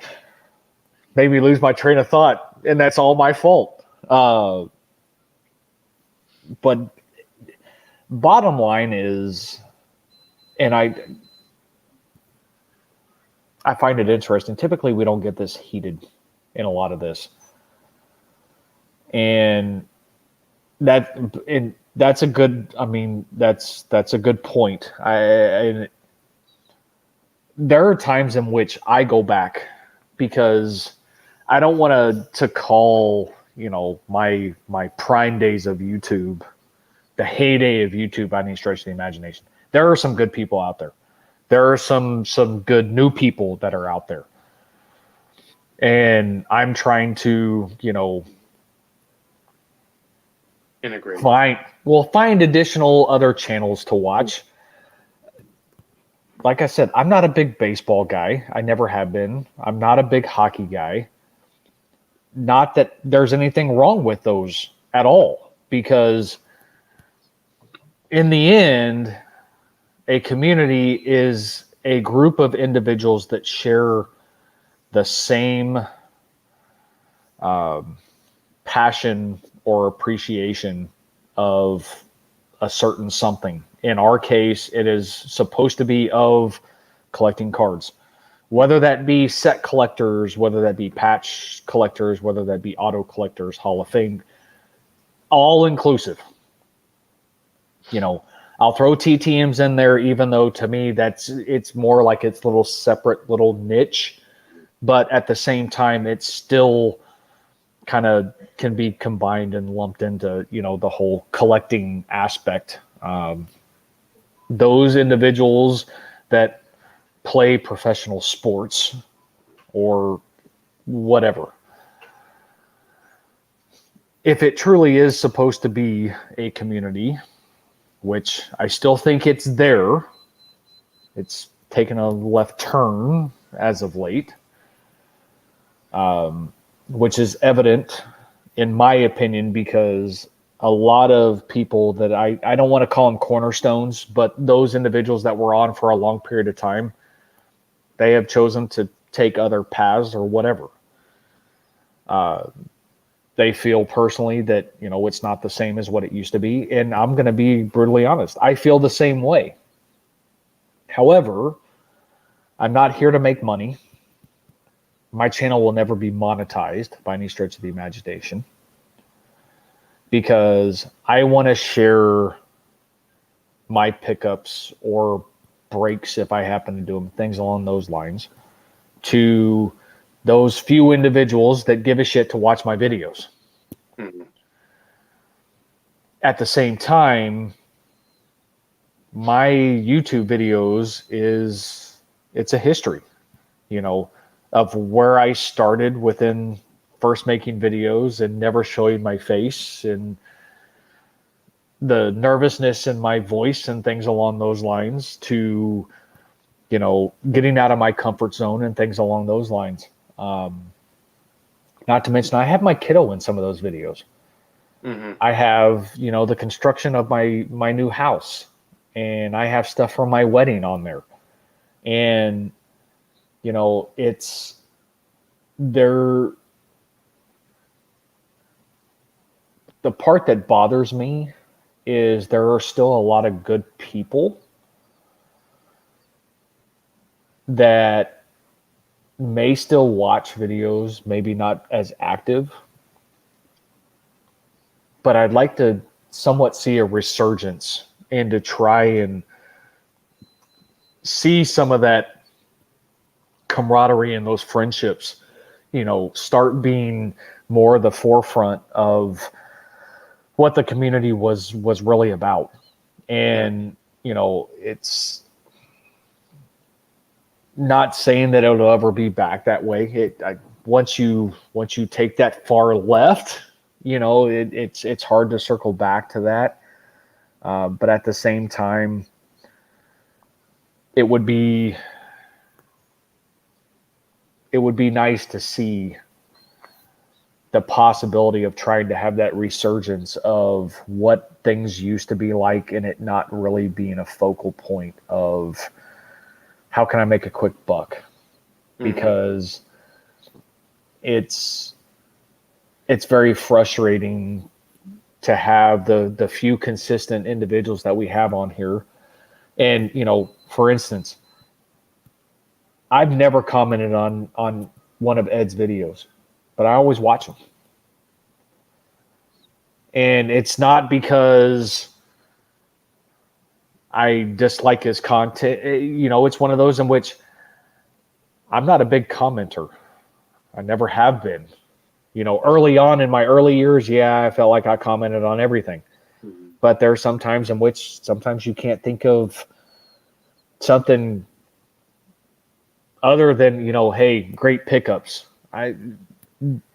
This is not a jab on anybody, but sometimes that gets a little old. Nice cards. So you want to sit there and try and put a focal point on something to really show that you watched the video. And Ed's more a baseball guy. Don't know what the hell he's thinking. And he's an Eagles guy. I hate the Eagles. So why the hell would I want to comment on his damn video? But at the same time, I do watch Ed's videos. And I know Ed watches the majority of mine. A lot of the time he comments, which I appreciate because, it's one of those in which he knows that, or he's letting me know he's watched it. But I don't do that for the comments. I don't do it for the views. I share the stuff for those people that I think are going to enjoy what I'm sharing or what I'm showing, because I've put a lot of personal shit out there on YouTube about stuff going on in my life. Mm-hmm. My stepson, and being diagnosed with epilepsy, losing my grandfather, losing my grandmother. I wasn't heavily active. I lost my mother a year ago. Mm-hmm. She was 67 years old, guys. I brought up when my wife lost, her mother. There's a lot of personal shit that I've put out there because I've built those relationships. And although I may not have the opportunity to have everybody's cell phone number and being able to text them and shit like that, I care enough to let people know what's going on in my life, because that's how you build friendships. That's how you build those relationships. You open yourself up and kind of drop some of those brick walls and things along those lines and allow people to kind of come in. But at the same time, still be somewhat guarded, because there are still people out there that are very smart and they're very slick. Mm-hmm. And they prey on people in hopes to benefit themselves. So to a certain degree, there is still,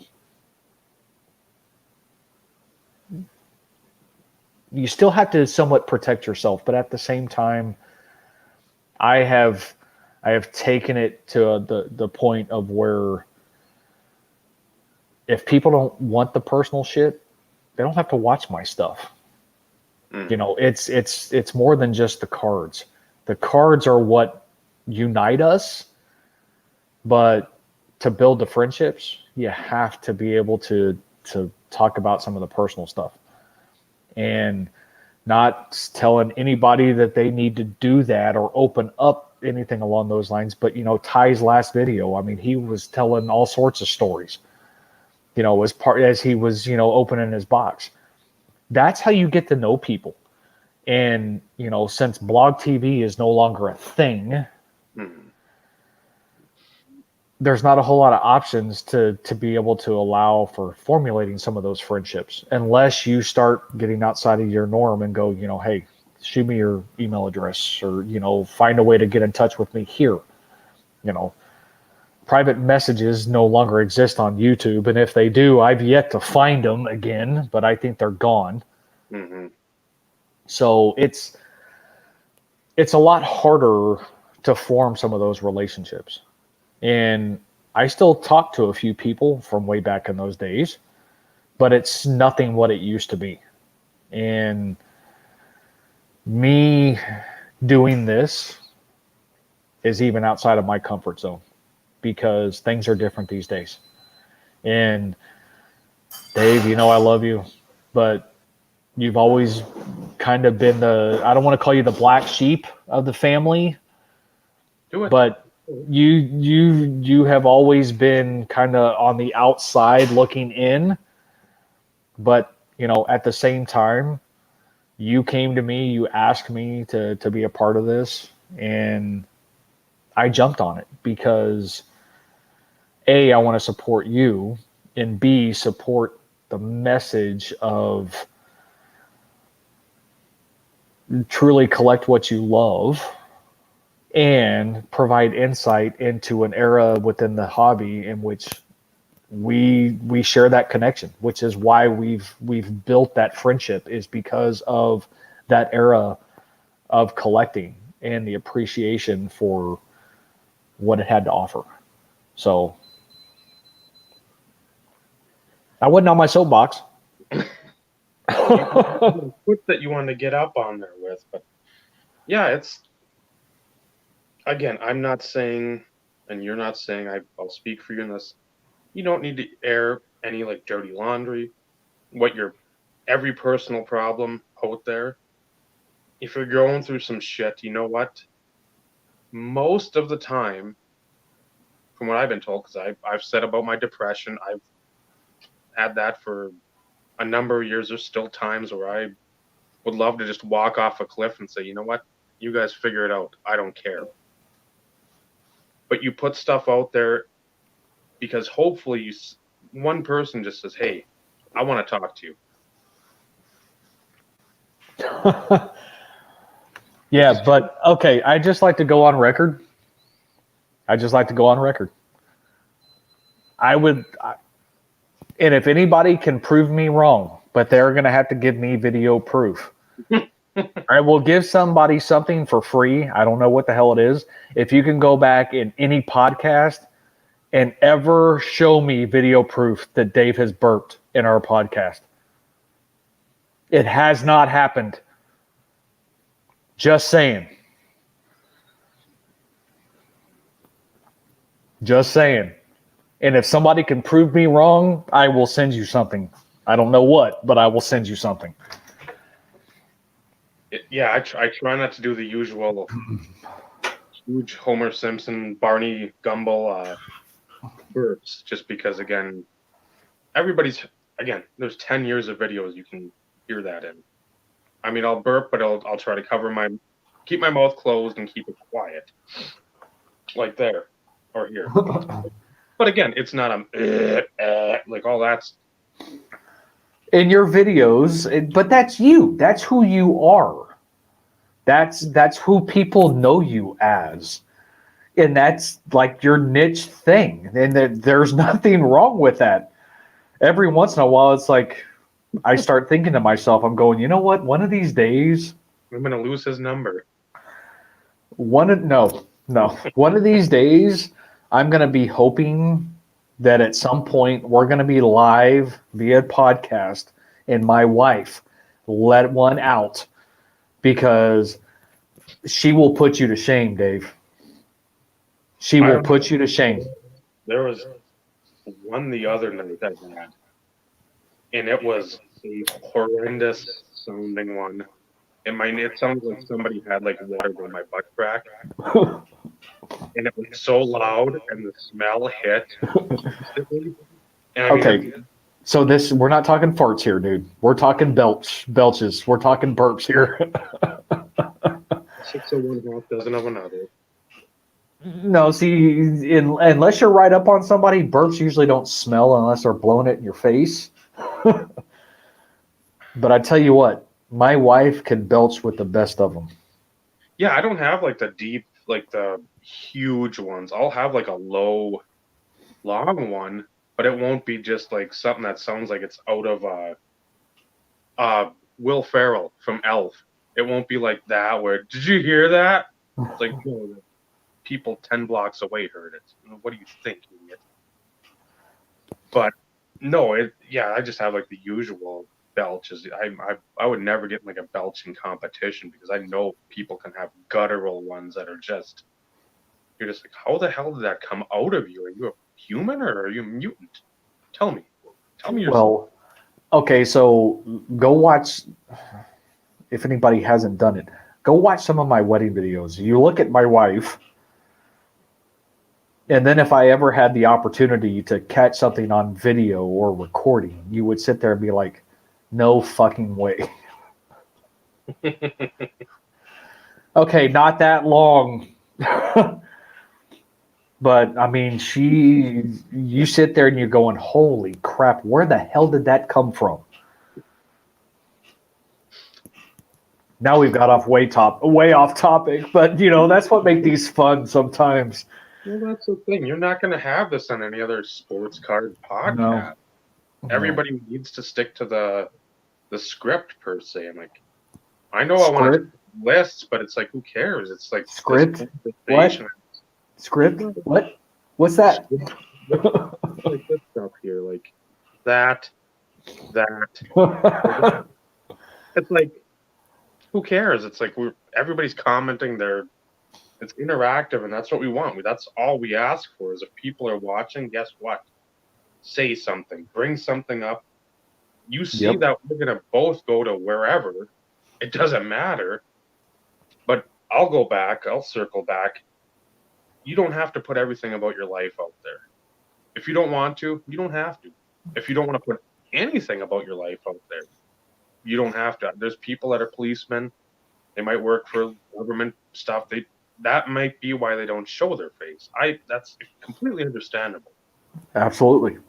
But the way a lot of us that have been around for the past 10 years, we've built the friendships that we've built the past 10 years, is that we know a lot of our struggles, the ups and downs, especially the downs when somebody, again, that's how I first got on YouTube. It was like February 2010. I signed up. I didn't make a video, I think, until May. And so like end of April, beginning of May sometime, I think that's when I typed in like baseball cards. I don't know. Like, shit. This isn't like eBay where I'm like, I know what I'm searching for. It's YouTube. I have no clue. And Michael Wilkie, Sevens, his video, I think, if it wasn't both his parents, it was one that had like some sort of medical emergency driving, like went off the road, and then like 2 days later, it passed away from like the heart attack. That was his mother. I remember that. And that was like the first non-Chris Justice sports card video I saw, because he was obviously super popular at the time. Yep. There's a ton of comments, and I'm like, okay, I watch this. Well, shit, this dude's talking about this out there. Like, well, let me watch some of his stuff. And then you see some of the people commenting. Denny, Den1013. Let's see what the hell is this guy doing? Yep. You're sitting there and you're looking like, okay, here it comes. Now you're gonna freaking call me a liar, and now I'll have to send somebody. It's after the fact, so they can't splice the tape together. But you started seeing like Scoth 2244 or Squeepa. Yep. You saw all these people commenting. Adam J. Allo, you're like, what are these guys doing? And you're seeing all these people just showing mail, and you're like, what? And then like Adam Aiello with all his like medical issues, he'd always talk about them. Yep. Everybody talked about something that was probably not in their comfort zone, but at the time there wasn't people. They didn't have the dumb fucking names of these channels. Nice one, Dave. You woke up his dog, man. It happens once in a while.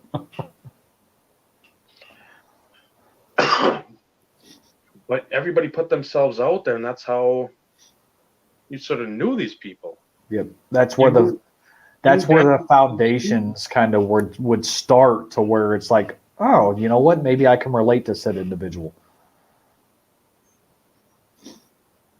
Yeah, you saw Denny talk about Susie and her struggles, and always have that auction. I don't know when it was, like April, I think, because they had some sort of run then, or a walk. Yeah, the MS walk. Yep. And so I'm like, okay, you're at least putting yourself out there and just not your cards. But the people now, they have the stupid investor, dealer, flipper, quick money grab in their channel name. You think these people give a shit about a community setting? No. No, never. They want their monetization. They want their fancy graphics. They want charts and fucking whatever else, the graphs. They want comments. They don't give two shits about you. They don't give two shits about us. They don't. They'll never put it out there.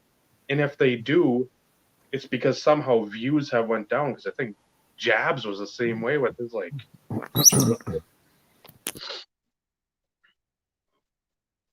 So it's I don't know. Yeah, I never got to taste those, Ed. At some point, I want to. I got a package for Denny too. I gotta send him, and in the note, I know I'm gonna put reciprocate. I want to try some chocolate chip cookies from Susie. Seemed like everybody else got them. I didn't.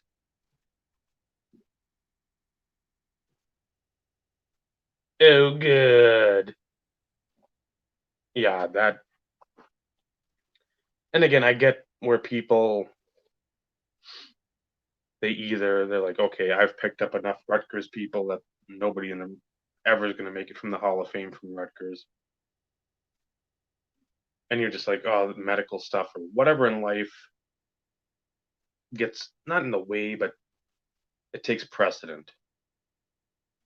But I mean, I'd love to see.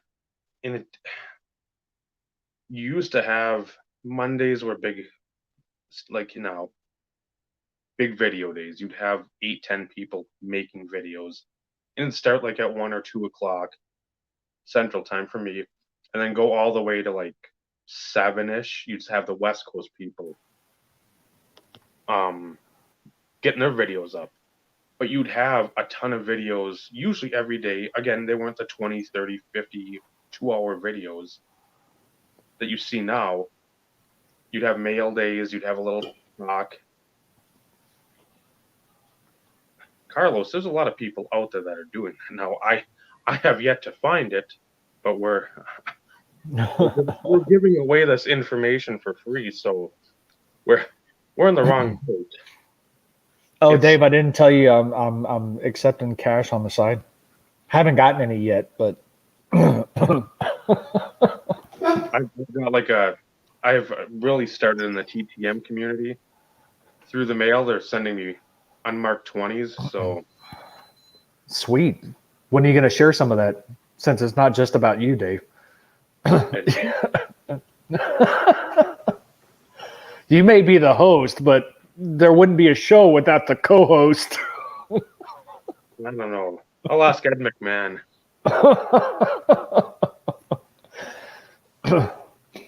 But yeah, we had in the community, again, like Steve said, like I will say, like we'll constantly say, we had drama, we had our bullshit, we had backstabbing and back talking and just shit talking. We every community has that. You sort of try to weed those folks out. You hope to, or you hope it's not just constant, where people are constantly doing that, or at least they can contribute. Like most of those people could. The positive comment, oh, nice Northcliffe, glad you found a rare one, or whatever it was. But now it's not. If hey, I pulled a Tatis, like Cesar said, sell it. You can get this much money for it. You can get $200. Well, maybe I like Tatis. I don't give a shit if it's $5,000. I want it because I like the dude. And if you like something, don't ever feel pressured in by peers or otherwise to sell it. I mean, if you look at the comps and you're like, oh, shit, that black Tatis Topps Series 2 border is going for like $7,000. I'm like, well. I do, Ed. I remember it quite well. Actually, I think that I have that still in my favorited videos. Who's that by? Sevens. Oh, one of his parodies. Yep. But yeah, if you see something like a Tatis or Guerrero or something selling for like huge money, you like it, but you're like, okay, it's selling for $8,000. $8,000 can buy me a lot of what I really want. I can probably pick up a whatever base card. You know, there's medication for that, right? Days you need to find somebody else to have it with. Don't have it with yourself. You're too used to the same thing. Or switch it up. Use the left hand or right hand, depending on. Or do it backwards, or like your hands backwards. Or handstand, whatever. Yeah.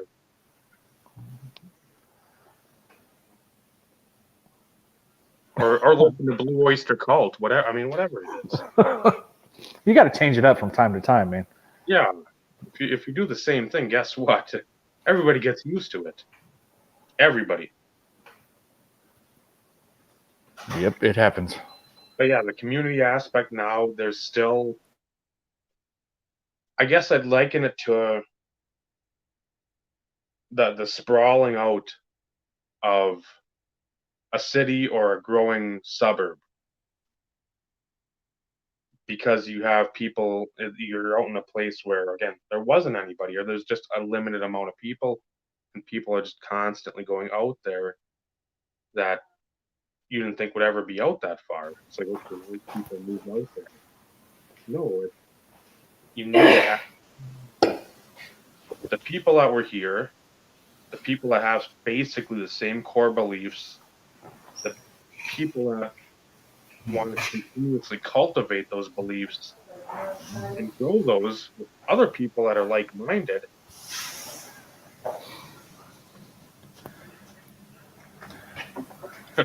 That is correct. Yeah, that's true. I hadn't finished watching the video, but I did get to that part of the story. We have so many people that want to pretend they're community members, but they obviously aren't. They're trying to either better their channel, and by better I mean just get more subscribers to monetize it. Doesn't matter how much income you're pulling in, you're still trying to monetize it, or trying to get away from, or trying to get secrets from other people that, hey, how did you get this many subscribers? How'd you do this? How'd you do that? And they really don't care about people. And again, when you're a figurehead, appointed or not, of the community, of a community, you should try to, and again, you don't have to be like a council of one or a council of five to have other people in. What's up, Brad? You can see you jump in. You have to actually be somebody that believes in community. You can't be one that puts on a mask or a false cape for purposes to just build yourself up to make the illusion that you are somebody that gives a shit. It's trademarked already. I was going to say, I'm pretty sure he trademarked that, Ed. Sorry, you're out of luck. You're at so well, and you know what that means.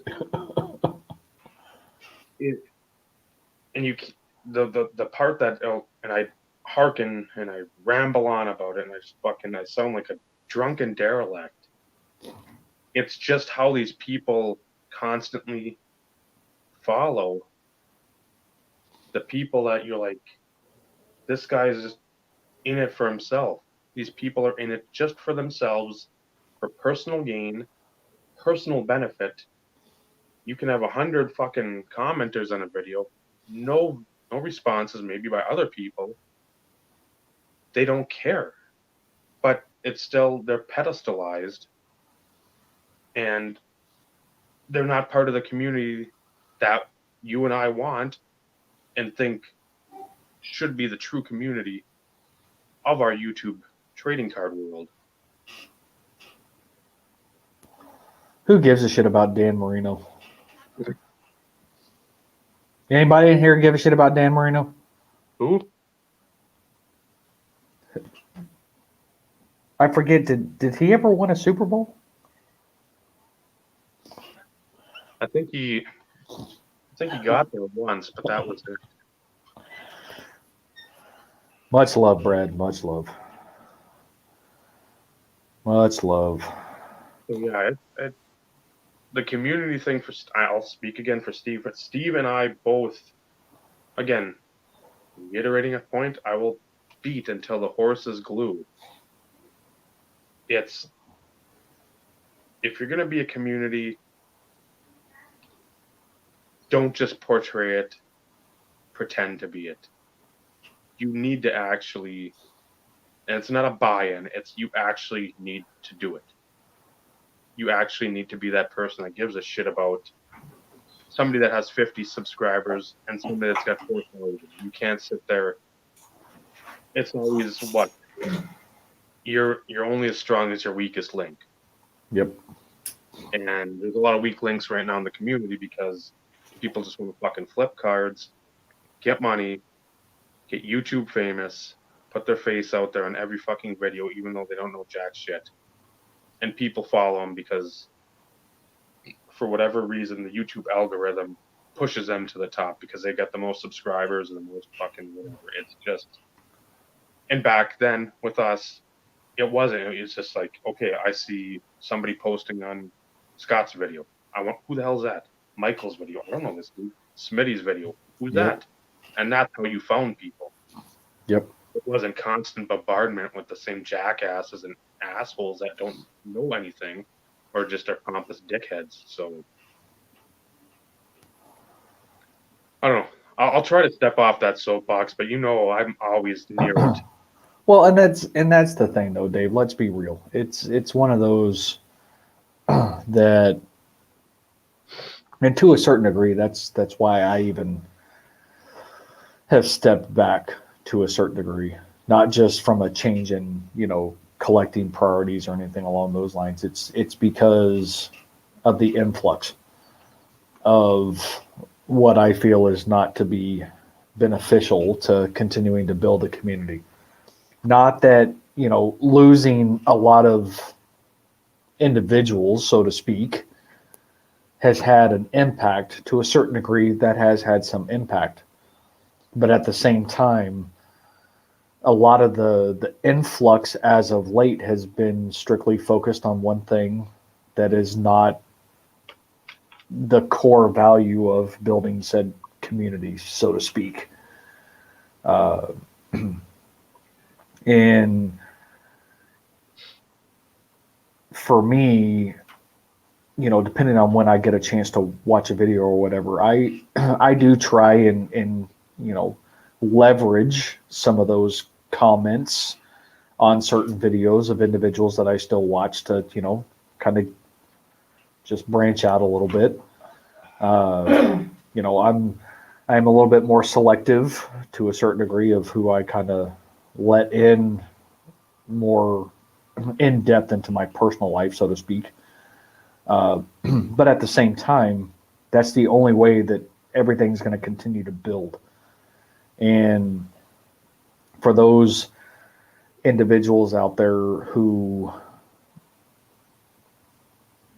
truly join for the main purpose of the community, then those are the ones that we still need to find ways to, kind of bump up and get that visibility and things along those lines. Not that you're a figurehead, not that I'm a figurehead, by any stretch of the imagination, but at the same time, there are a lot of individuals out there that I may not get the support and the appreciation for what they're bringing to the table, putting themselves out there, actually in it for the right reasons and things along those lines. I know Ed has pointed me to a few individuals that I have subscribed to and, things along those lines. And, back in those days, you didn't have to subscribe to somebody and put a, hey, I subbed, appreciate the sub back type thing. Either they do or they don't. It's one of those that this isn't all about the sub count anymore. Back in the day, to a certain degree, it was, but for those of us who don't monetize our channel, sub count is irrelevant. You've never seen my ass, which means you're not subscribed to me because I don't have an ass. My wife just gave me this like odd look over here. Subscribe to your ass. No, the comment was I only subscribe to people with a nice ass, and I said I don't have a nice ass. I don't have an ass, so therefore I'm guessing you're not subscribed to my channel. Oh, that's facts. You don't have an ass. Yes, I know. So now everybody who will watch this knows for a fact that I have no ass. You have no ass and you don't subscribe to ass. I subscribe to your ass. Does that count? Hello. I just got my wife's ass in my face. See, and where else can you go on a podcast where you get shit like that? Yeah, I'm not finding that anywhere else ever. This is real, folks. This is real. Which is why I'm enjoying this, because the comments, the interaction, and yes, we do have a focal point in all this, but at the same time, that's not what drives the conversations. You guys drive the conversations, and this is what I remember, of course, back in the day from a blog perspective. Granted, back in those days, there weren't topics of conversations ever. It was, all of us going out and hanging out. But, at the same time, because of our appreciation, yours and my appreciation of the 90s in trying to put the focal point on football, that's allowed us to build on that and to build these conversations and these interactions and things along those lines too. Yeah, again, we've got our bullet points or whatever, but again, it's usually wherever you guys you start commenting, that's where we're going to go. I'd rather talk about that than, again, completely ignore the people that are actually tuning in for this stuff. Yep. And chatting and, again, making a concerted effort to listen to our rambling and nonsense, and then at least try to ask stuff, or maybe they'll have a point, get us going down another path. And what Ed said too, I'll get to you for ad. Well, and on the flip side though too, Dave, that was something I don't like. I haven't watched one video of Phil's pulls, and I know other people have. That's fine. Again, you're entitled to do with your time what you want. In a legal sense, of course. But again, if you want to watch Phil's pulls on YouTube, do it. I'm not watching a guy bust Transcendent that has more money than I'll ever even know what to do with. Because you make a picture at absolute best. Monster fun. And now he's some sort of... Let's go. Dumbass. Let's go, boys. Inside. You're done. Let's go. Well, and on the flip side, sorry, I'm trying to plug in my laptop here because my power is about to die. I'm going to wait for the lag to stop, because anytime I plug it in or unplug it, it kind of goes wonky on me.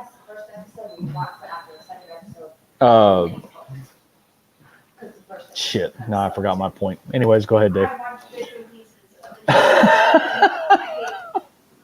But again, it's somebody who's got millions of dollars, and all of a sudden now he can bust this, he can bust that. It's like, unlimited funds. I'm about to shut everything off. That's not Somebody needs to go and become a comedian or something, because he's popping out the one-liners like it's like no tomorrow. Jeez.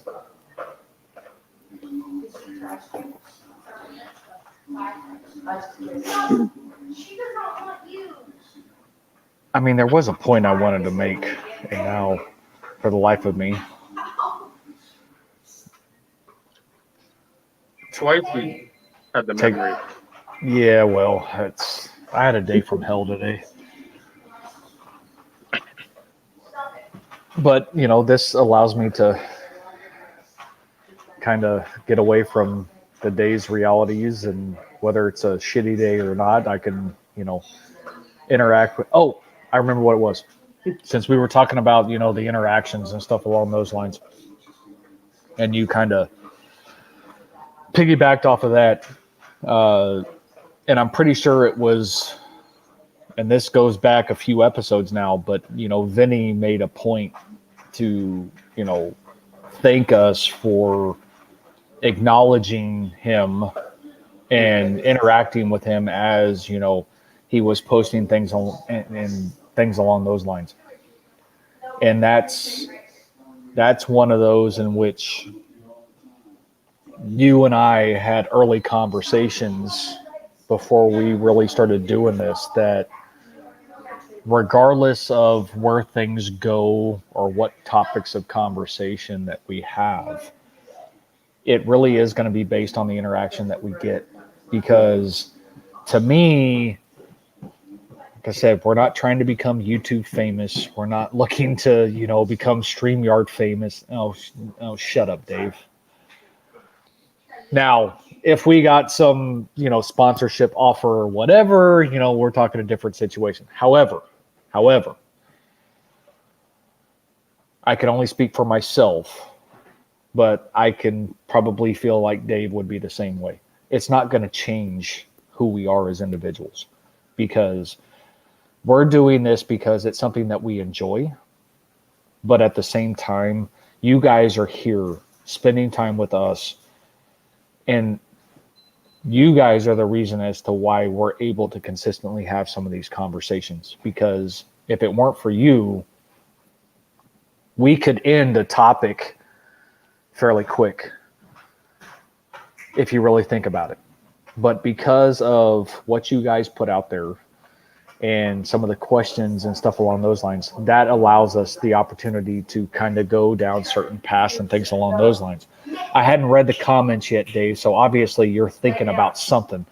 I'm trying to read at the same time we've had the conversation. But, the appreciation of the support that we've had in doing this in the short amount of time is it's what makes it fun. I will.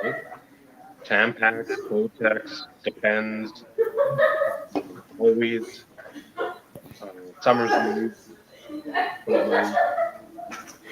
So I can get some free beer. I think you're making it worse for making that Yeah. Other podcasts, people do integrate the comment. It usually is such a set. Just stay over there. Don't get on my side of the couch. List or whatever they want to do with set format. Your head down so you can lay your butt down. If there isn't any room to like freelance, and if there is, I mean, it's a minute amount, and then they got to get back. We got to get to the format. We can't go stray too far away. I want to have a format. I want to have a few bullet points, but at the same time, if we get away from that, who cares? Yep. The Kotex gonna not put us in pad with wings. No. Is Bud Light gonna give us some old like Bud Select beer? No. We can do what we want, and you guys, the audience, the people watching, and then anybody that comments after the fact, if they comment and say, hey, what about this, or this, you guys are the driving force behind us. You guys are the motor, we're the vehicle with the wheels. Well, and that's why this is always enjoyable for me. Whether we stay on topic, whether we get on to the talking points is irrelevant. I mean, it really is, because this is our outlet to have conversations. Yeah, it's because my wife and kiddo are watching TV. And I had to come inside and plug in my laptop because it was about to die. But it's one of those in which and I alluded this to earlier. You know, it was one of those in which I did take some time to think about the offer from Dave, because when you put yourself out there in situations like this, you know, there's always going to be critics to a certain degree. And not that I give a shit what anybody thinks. At the same time, I want, when we come on live and we do things along these lines, that it's enjoyable for those who spend the time with us. It's nothing worse to come in and, you know, have these conversations. Thank you, Ed. I appreciate that. And thanks, Ed. Well, it was Dave's idea, but I took the offer.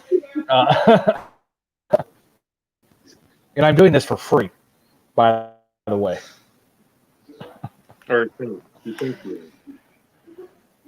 But, you know, at the same time, I'm going to step outside and hope that it's not, my laptop doesn't die. Yeah, stay out. Well, if my laptop dies, it's going to be your fault, so I'm going to blame all these guys on you. We're watching the show. Turn it down.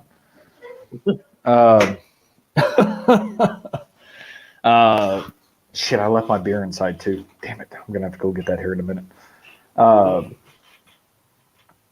It's one of those in which this has given us a, you know, an avenue to, yes, talk about something that we enjoy, that we love, that we have the passion and everything else along those lines. But at the same time, you know, for me personally, you know, Dave's been consistently making videos. He knows everybody that pretty much has come in here, and you know, it's kind of put myself even out there to try and build some of those relationships though too along the way.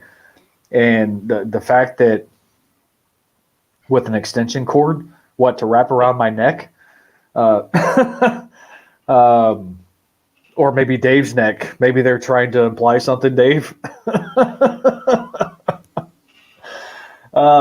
No, just, I shouldn't have said that. That was a little off base, but then again, that's me. This is real, guys. This is the PC police are here. Oh no. you know, this is as real as you're gonna get. I'm not gonna blow smoke up your ass. This is who I am. And really, Dave? I was hoping you would. I thought that was part of the deal. What, blow smoke up your ass? That's for another time, Dave. We won't go there. That'll be the after dark one. Just as long as we don't push the 5-hour mark and actually can't go on live later on in the month or whatever. I know. But you know, this has been refreshing for me. It really has. And the fact that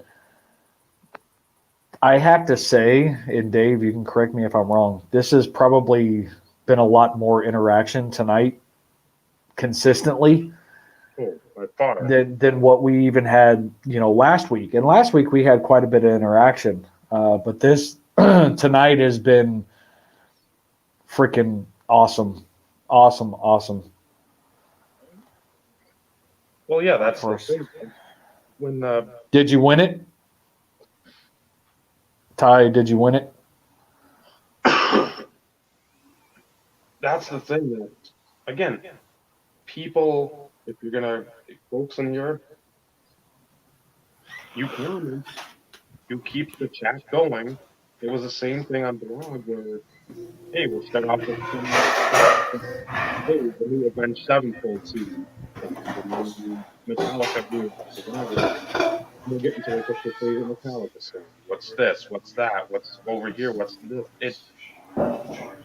Everything just kept manifesting and going on and on and on. It wasn't just like, these are 4 topics, spend 10 minutes on this, 12 minutes on this, 5 on this, 18 on this, and we're done. No. Yet, you guys say anything like that, again, we're your laugh will somehow integrate like blowing smoke asses or vice versa into the show, where you say that in pretty much any other podcast and people are running to the local church and praying for you. That's not going to happen here. Yeah, we're real. Yeah, and like you said, if people don't like me, I don't give a shit. I really don't. I don't care if they're critical of me either. That doesn't matter. I don't think it ever will. I mean, when you start on YouTube, yeah, you're super nervous because you're putting yourself out there on a social platform, as it were, and you don't know anyone or you don't know what to expect. But once you start getting comfortable, and if you've done this long enough, like we have, it's who gives a shit if somebody doesn't like you? Guess what? Kick rocks. Well, and that's the thing, kind of like how you, to a certain degree, when you first start out, you try and be very careful, I guess. But at the same time, for something like this, I really don't give a shit. This is who I have always been, and yes, I'm very opinionated, but a lot of people are. I'm still very selective of how I present my opinions, but at the same time, I want to be me. I want to be real. I want people to actually know me as an individual and not some fake person who's trying to be liked by everybody. And early on, that's who I tried to be because, I thought that was the thing to do. But the longer I was around, it got to the point to where it's like, look, not everybody's going to like me. Not everybody's going to like my comment or my content. Not everybody's going to enjoy or, agree or disagree with my opinion. It didn't matter because, Dave and I have had multiple conversations over the years to where, there's individuals that he likes. Those said individuals I didn't give two shits about, or vice versa. The thing about it is, when you build friendships, you don't have to agree with everything, ever. That gets dull, boring, and then it really boils down to you becoming a follower. Mm-hmm. And Dave and I have seen that happen too. Mm-hmm. But just because, Dave likes one person and I can't stand him for my own personal reasons, that has not impacted the friendship. And that's going to happen. So if I can offer any advice to those individuals that, are coming into the community, if that's still what we want to call it, you're going to make enemies. You're not going to be liked by everybody. Just be you, be the person that you want to portray as you, but have it be genuine. End of conversation. Be who you are. Don't try and be anything other than who you are. Because at some point, and we've seen this too, it doesn't take long for you to be found out. Mm. And that is a lot worse than, just being who you are. Because me personally, I've been accused of being something that I'm not. I've been threatened by it. I've been threatened to be called out by it. And, it is what it is. But I have always been the same person in my videos and everything along those lines. And for those individuals who know me, who actually know me and have taken the time to get to know me, they know what's true and what's not. So, just saying. Yeah. Treat people how you want to be treated. Yep. If you, and again, it's not true for everybody, but if you actually want to get to know a person through conversation, dialogue, watching their videos or doing texting, calling, whatever, give that person the opportunity to do that with you. Because if you don't, I mean, you can't have a one-way street to build a friendship. Yep. And don't, yeah, what Steve said, and we'll both say it, I'm sure, any episode that this comes up. Do not ever be somebody who you're not and expect to constantly like just keep it. Well, we know that, Cesar. We know that. Don't expect people not to find you out. Yep. If people are doing the work on blowout to track down fake patches, fake this, fake that, people, if you think you're smarter than people to give you, you don't give off the perception that you're fake, and you think people are stupid enough not to figure you out, Then you're stupid for thinking that. who's the stupid one not? And again, I hope with certain people in this community that shouldn't be in the community because they're not for the community, they're for themselves. I hope those people continuously get found out by these charlatans and the sheep that are following them, because at some point, take those rose-colored glasses off, because you're not going to benefit by commenting on their videos when you know damn well they're not even subscribed to you.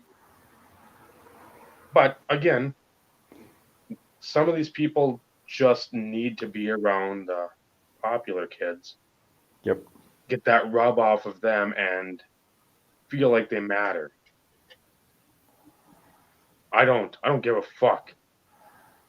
I never will. I never have. There's people I like, and I don't know. If they don't like me, that's fine. Then I don't need to like them. But at the same time, people don't need to be constantly looking for somebody else's approval. Most of us on here are grown-ass people. If you're still looking, or we portray that we're grown-ass people. Most of us are older than 21, so the days of constantly looking for approval, those should be far gone. They aren't, but again, at some point, everybody's sky, the clouds have to part. You have to have that ray of sunshine come down right at your feet, and you have to see the light. If you don't, I mean, that's on you personally, not you, but generally. Shit. Cesar, we know that. We saw the pool video. We saw you jumping in there. I mean, you had sewing club members that were just amped about that because they're like, that's a thimble. Somebody's got a thimble by their junk. I mean, quit telling us tales out of school. We know that. I needed some good laughs tonight. Thanks for the comedy relief. My day sucked.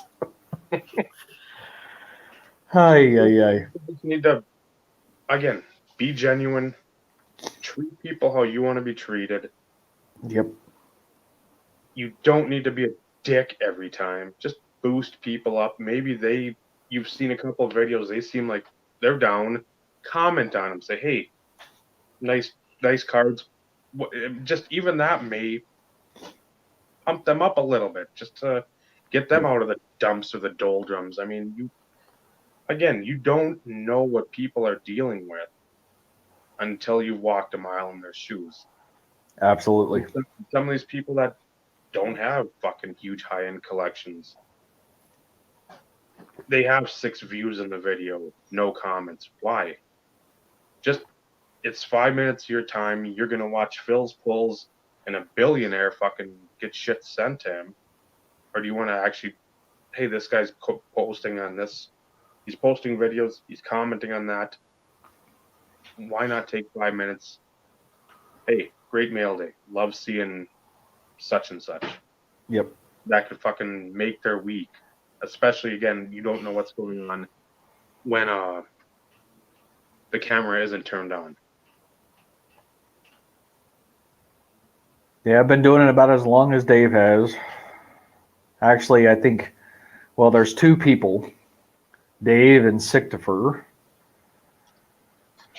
who pushed me to ultimately started making videos. I was on blog TV for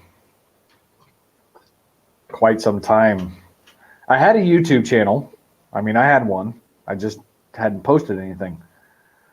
Which there was a lot of that transpired in what we called the prime time of, YouTube days. A lot of people had YouTube channels and used the same name to join blog, but they didn't post any videos. But you still got to know them in blog chats and everything along those lines. And Dave and Chris actually are 2 people responsible. Ooh, excuse me, for convincing me to start making videos.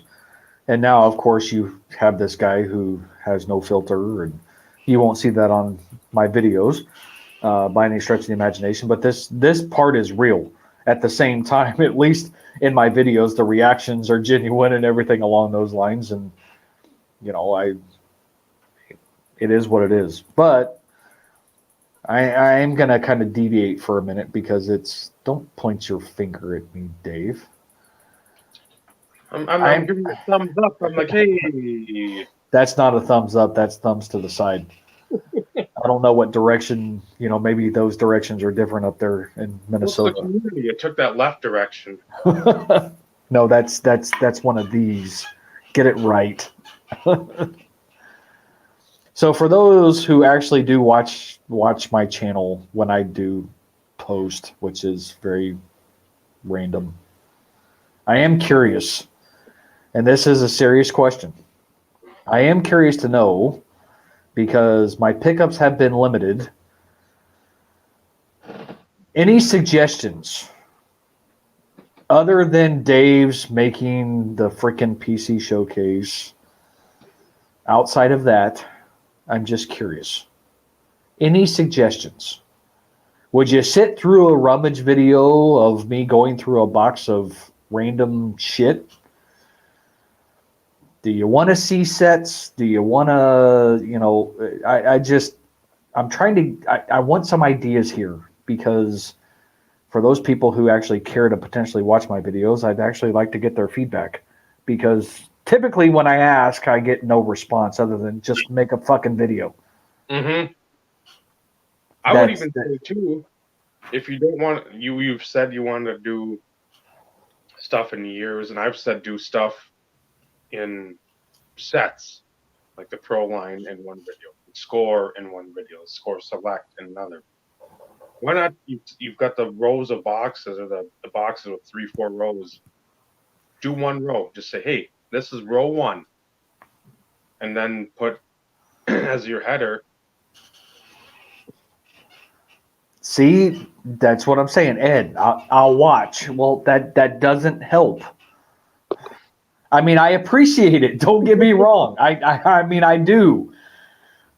But at the same time, no, I can't pick 10. It would be like 165. Do top 10 die cuts, top 10 refractors, top 10 case hits. That would be top 10 cards under 25. Top 10 cards 25 to 50. That's a lot of work. I want ideas. That's a lot of I work. know. No, I'm not dogging it. I'm just. I appreciate finally somebody's actually freaking saying something.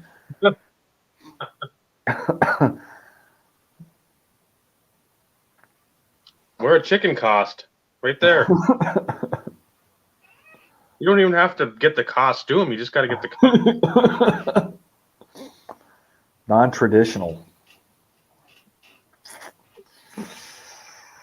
Can you do a top 10 cards in your collection that nobody has a fucking clue about? That's... Oh my god, again, not that you have or don't have. Like, wow, I've got an Elway PSA 10. I've got a Hank Aaron rookie PSA 3 or whatever. And you're like, you do? Oh, shit. Oh, boy. There's a train wreck. Yep. Mark's here. Fuck. All right, we're at 2 hours, 45 minutes. Should we call it a night, Dave? Right, yeah, look at the time. Oh, boy. Top 10 hardest cards to find in my collection. And again, that's... I'm at least appreciating the ideas.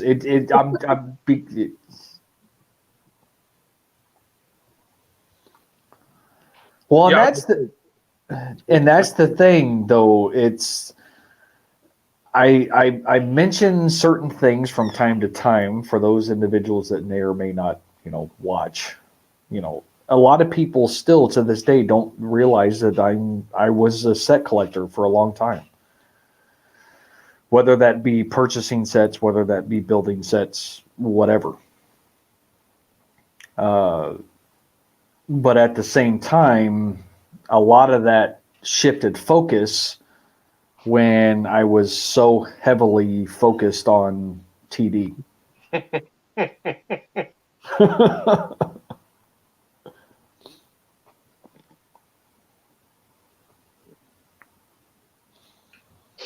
Benny, that's a good one.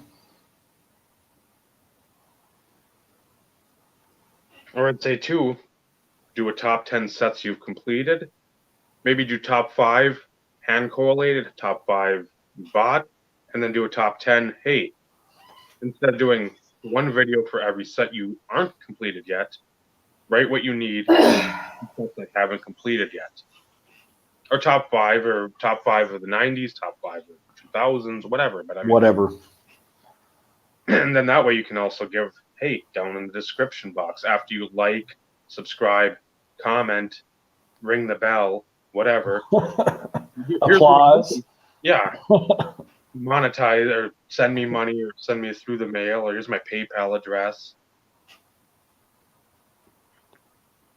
That say, hey, here's what I'm looking for: 2002 Topps Chrome. Here's what I'm looking for: 2003 Topps Chrome, 2007, whatever. That you're looking for this stuff, and again, here's my email, a non-work email or whatever, and be like, boom, there it is. Maybe you'll get some stuff done. Or finished off, I should say. I have a few of those, Brad. Yeah, give us your best running backs that aren't named Terrell Davis. Top 10 of that. Of the Broncos. I was going to say that would only be limited to the Broncos. Well, that's what I mean. I mean, they had Tatum there and Gary, Mike Henry. Does that include Maurice Claret? Well, I mean, if you got a card that's awesome, a Claret, and you think that's in your top 10, yeah. Well, I wouldn't consider it awesome. It's just, the fact that I felt like I needed one. I think I had one at one point too, but I think it's long gone. The best, I think I have a Tatum Bell. What was it? 04 or 05? I think 04. Or was he 05? Whatever he was, I still have it. SP Authentic Gold, 25 patch auto. Oh, nice. All right, guys. So I'm going to. There's only been a select few individuals, so I'm gonna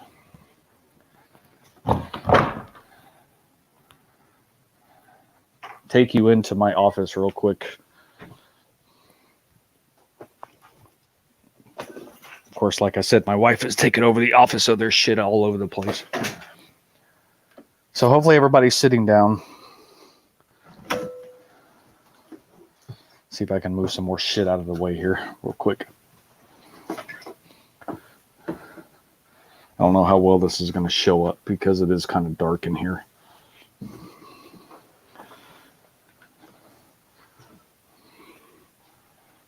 All right.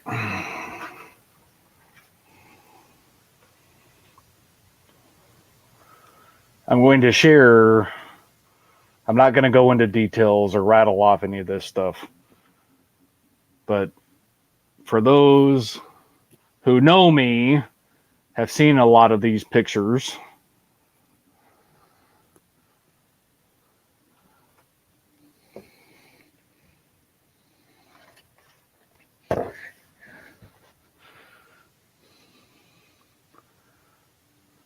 And that goes all the way to the floor. So just throwing it out there. And since most everybody who's been in here, figured I'd kind of give a glimpse for those who care.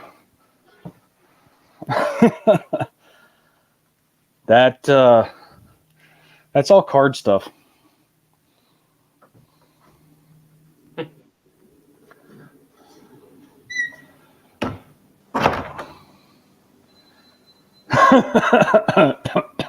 Top 10 cards as I cough all over the place. COVID. No. Wow, Brad, I'm a little hurt. Did you just call me a hoarder? You did. So, like I said, most people, other than those who I've built friendships with and everything else along those lines, have seen some of that.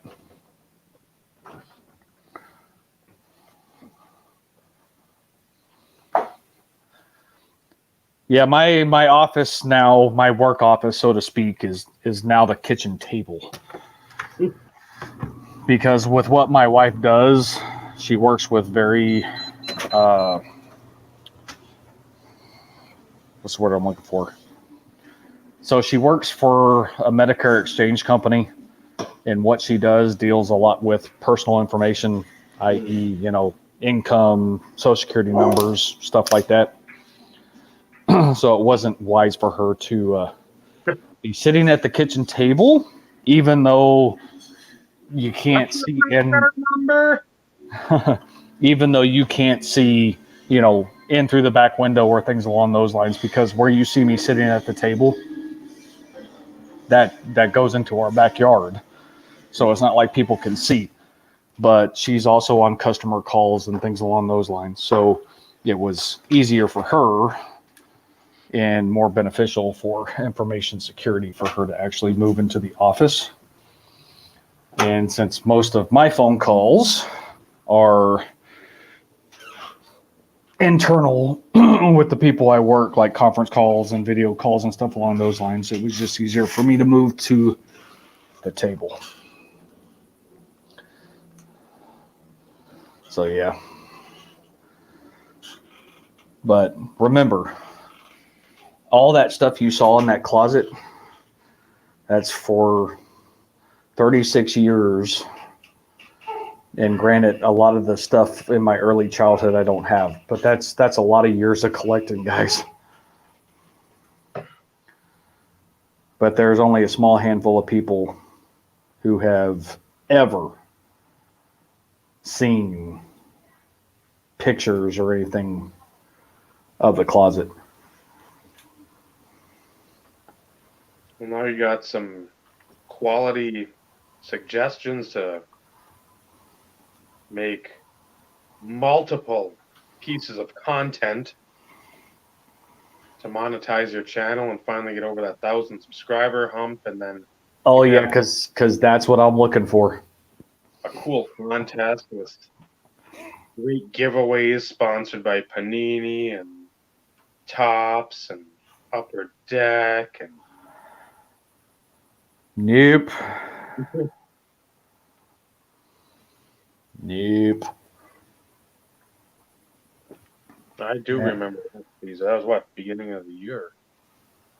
Nonsense.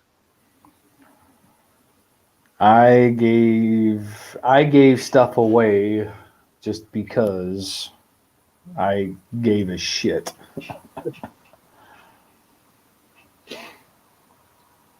Because that's just what I did. And they always came with no strings attached. So for those people who do care packages, always remember it is to be no strings attached. Period. End of conversation. Yeah. Again, that's a thing back in our day too. When we did it, we most of the time, and we've had these conversations off air or whatnot. If people ever felt the need, let's say somebody wanted to get something for their PC, that cornerstone card, that centerpiece card, even a card that like, fuck, I've been looking for this thing for like 8 years. I haven't seen one. It's up now. Would you mind if I sold X to get Y? Come to the person that sent you that package. Ask them. Be a man, be a woman, whoever, be anything. Whatever you are, whatever you classify, be that and ask the person that sent it to you, hey, I've got this dilemma. It's a moral thing more than anything. If I can sell what you sent me, which I am super appreciative of, I will always cherish the thought behind it. There's something that's my card, the one that I've been looking for forever and a day, whatever it is. Would you mind if I sold this? Because I potentially could have somebody, I haven't fished around. I have somebody that may want this, so I can sell it. Jeez. I didn't get one of those. Ay, ay, ay. It makes me sad. Ask the person. Don't let somebody go up on a blowout, go up on a Beckett, or when Beckett actually mattered on some message board or eBay and see, hey, somebody says, hey, wasn't this such and such you sent to so and so? It's the playoffs, Ty. They will go until a game is over. Oh yeah, it's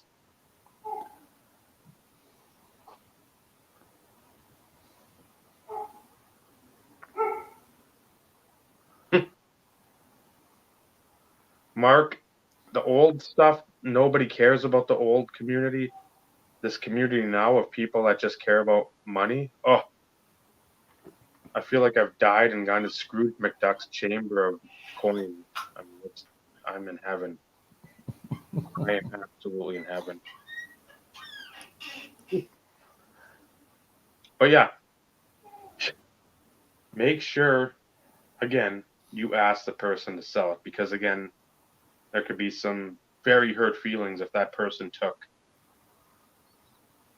a great deal of time and effort to try to get you something that they thought you wanted, and then all of a sudden they see it somewhere else. Where, again, if you ask them, that's, I won't say fine, but again, at least you're going and asking the person instead of not caring and just being, fuck it, they sent it to me, it's mine, I don't care. I'm a charlatan. Fuck you all. No, just do a decent thing. That's one thing that most of us from, again, the old guard, Yep. we took the time.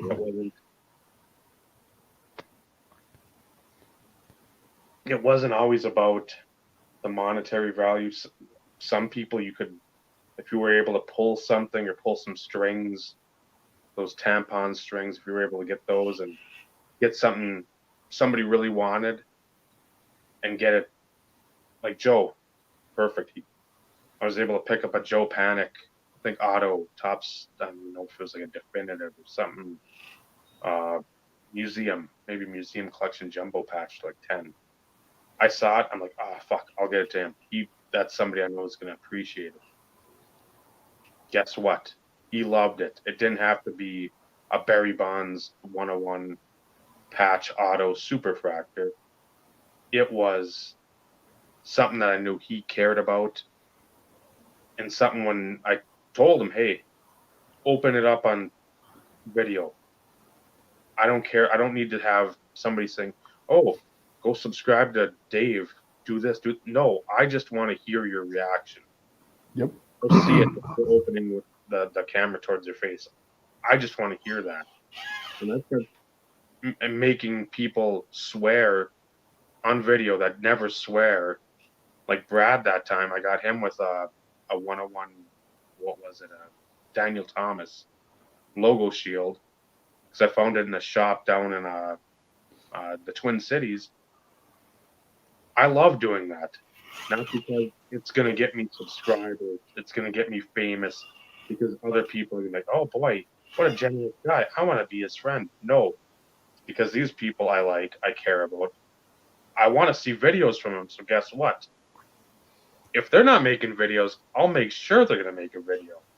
Yep. And I just want to hear the reaction, because again, good people deserve to have good things happen to them. Well, I just when was it? A few days ago, I went back and rewatched. Not that I rewatch my videos frequently, but I went back and rewatched the video of the freaking Upper Deck Retro Platinum 101 that Ryan sent me years ago. And I can probably go on record and say that I don't think I've ever cussed in a video until that one. I still haven't. And it's one of those in which I was taken so off guard that, you know, it was one of those in which it was like, all crap. Oops, I dropped the F-bomb. But the comments that came in on that video and things along those lines, that's the reason why you always sent care packages. It was all about the reaction. And you can always tell genuine reactions compared to those that seem forced. Mm-hmm. And there was always a reason why I was very selective with individuals that I sent care packages to. Later on, now, early on, I was trying to build sub count, because that's, you know, that was a thing in those days. You know, try and reach that 1,000 sub plateau, because that was a big thing. Kiss my ass, Dave. I still haven't gotten near it. I haven't either. But I've been making the videos for 10 years. I want to be on. Nobody cares. Yeah, and that was the thing. But that was, you know, 1,000 subs. That was a big number. When it came to the community, was huge. I mean, that was huge. But later on, it got to the point to where, okay, care packages went to people that I wanted to send stuff to, out of the kindness of my heart. And it's one of those in which I still feel as though I always sent more than what I ever received, because that's what was important to me. I didn't give a shit about people returning the favor, because that was never the expectation or the anticipation. Yeah, it was cool if they did, but it was never, I go back to the no strings attached, you know, just because. just because I was thinking of you when I happened to stumble across this and I wanted to get it into your collection. But at the same time, it was never about anything that could be returned, because that was not important. Mm-hmm. If somebody wanted to send me something, it was because they wanted to and they thought about you in that case. And I've been speechless multiple times in my YouTube career, because that's what makes those situations enjoyable, because you get dropped a bomb because you weren't anticipating, or and you weren't expecting anything, and people taking the time to truly pay attention to your content and your videos and put that thought in that return package is what really was phenomenal. And that's not saying I'm trying to like revive the whole just because movement. You do see care packages from time to time, but it's nothing like what it was. And part of that also, I think a lot of it has to do with the fact that it was always, those packages were sent with strings attached, not verbal or anything along those lines, but that was the expectation. And that was never what the care package or the just because movement was about. It was truly sending something because you wanted to send somebody something.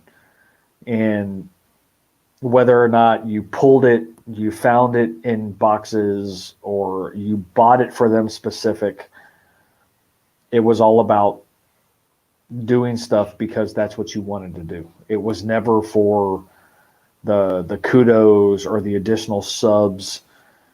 Like I said, early on, I was trying to build the sub count, but that's before I knew any better. Uh, but it really became, focused on, okay, I have my set of what I considered close knit friends, those who I would focus on. However, I tried my best, if anybody took the opportunity to send me something, to return the favor.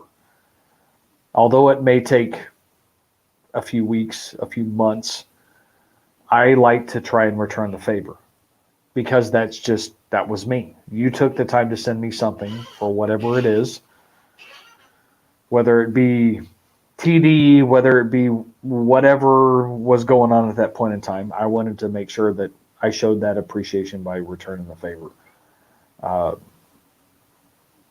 really wish there would be more care packages, live opening care packages, not, recaps of said care package. No, open that bitch live, share that reaction, so that individual who took that time, who can, you can show that appreciation by the reactions. Yeah, that was whenever somebody didn't do it live. That was the thing I never got. I never understood that.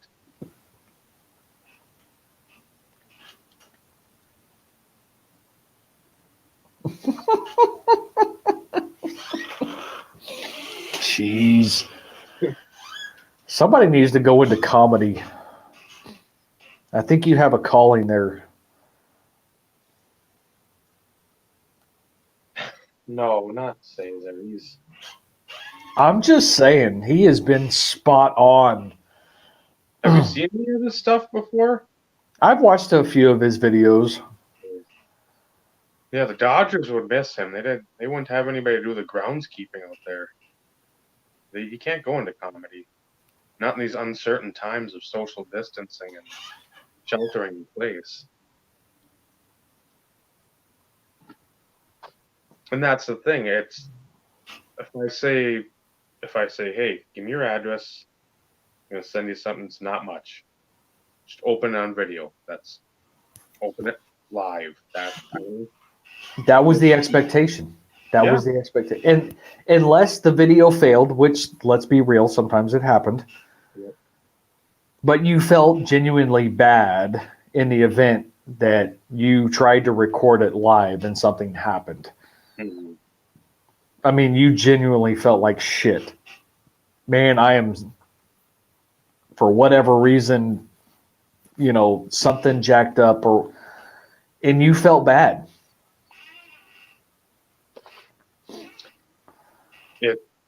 And like you've said too, and I'll say again, it was something that was taken.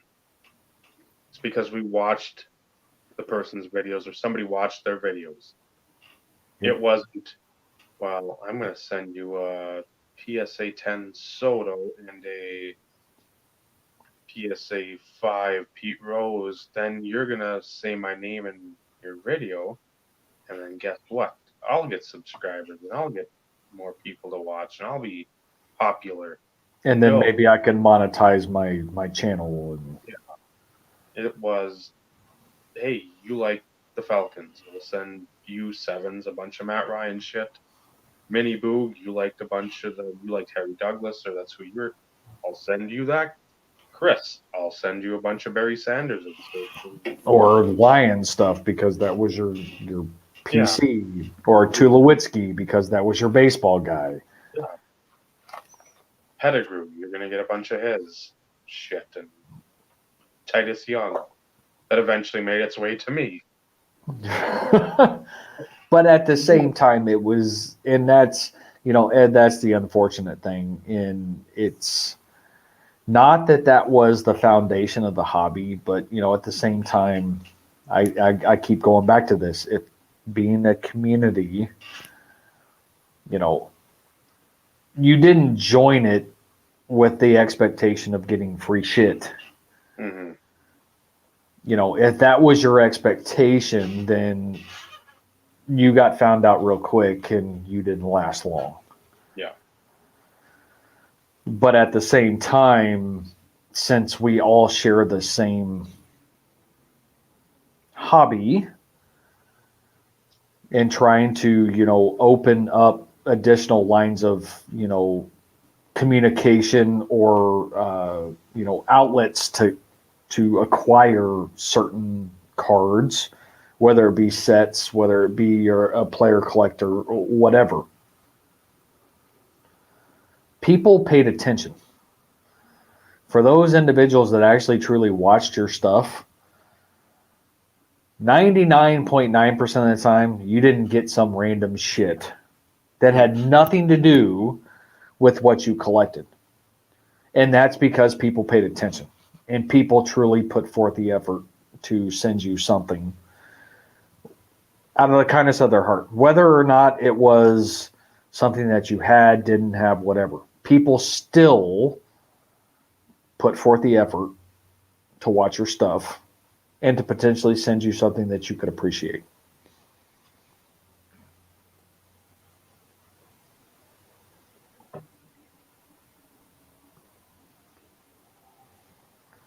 Well, and to me, that's a problem. And to be brutally honest, that's never, like I said, it was all about no strings attached, but at the same time, like I said, I can only speak for me personally. I tried to return the favor. There are some times in which that could prove to be difficult. And I could probably count on one hand that maybe I didn't return the favor. It wasn't on purpose. It wasn't intentional. It was the fact that I never could get enough information from an individual to try and formulate something to return the favor. It wasn't for lack of effort. But it's that double-edged sword. And, for instance, and this is something that I talked to a previous YouTuber who's just recently come back making videos from time to time. Uh, and I'm not going to throw names out there. I'm just not going there. But used to get multiple messages. Send me free shit. Send me free cards. I see you sending out all these packages to people. Send me free shit. No. That is not how shit works. Those individuals that received care packages from said individual because they were a pillar of the community or they had a substantial sub base did it because individuals took time to build those relationships to where that person felt the need to send something to somebody. But nobody ever should come to expect something for free. If that's what you're here for, go fly a fucking kite, go away. Because people would hit up those with over 1,000 subs and ask for free shit. And never once was that expected from anybody outside of those individuals that were coming in expecting free shit.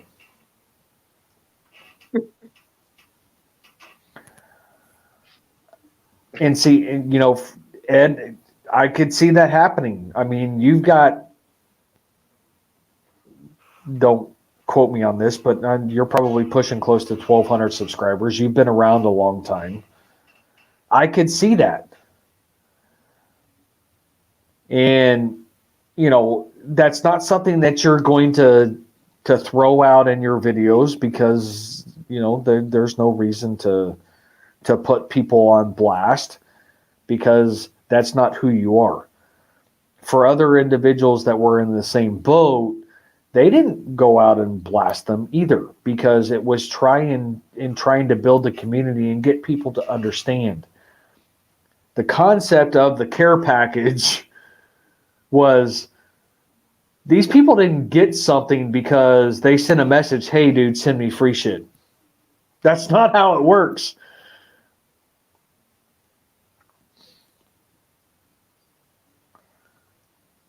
So are they going to the finals? Yeah, if it's Islanders, Dallas, I don't know if that's game 7 or not. Again, I just haven't been paying attention, but if it is... Dallas is going to the finals. They won last night in overtime. So I know they're going to the finals. That should... Islanders, if they're going, that's a huge win for them. Because, again, the Capitals were stupid enough to fire their coach. I think that Barry Trotz. And he went, okay. 3 days.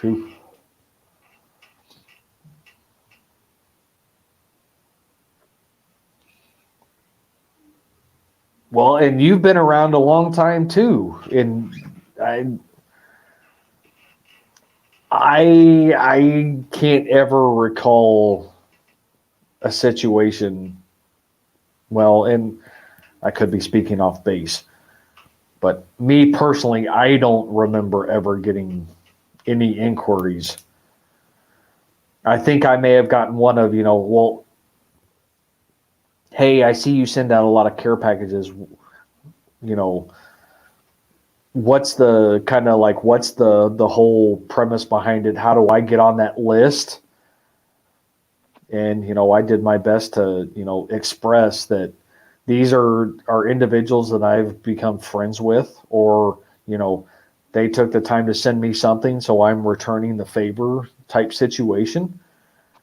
But I don't ever recall somebody, coming to me directly saying, hey, send me free shit. I was going to say, if we had a message system from years gone by, there might be something in there. So again, I want to say I got either a message or a comment on a video once about, well, you send so and so a package. Why don't you send me one? I don't fucking know you. I don't give a shit about Yep. you. You're not Yep. putting any videos out. Why the fuck am I going to do that? Yep. That's why one of those other charlatans and assholes but Packer 87 got tons of subscribers. That's one of his fucking ploys. Hey, here's my address, or my address is in the description. Guess what? Send me a care package and I'll shout you out. Fuck off. You're a loser. Shut up. That's the shit that we need to get the hell out of this community to actually have it as a community.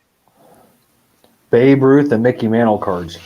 Yeah, like everybody in this community has those laying around.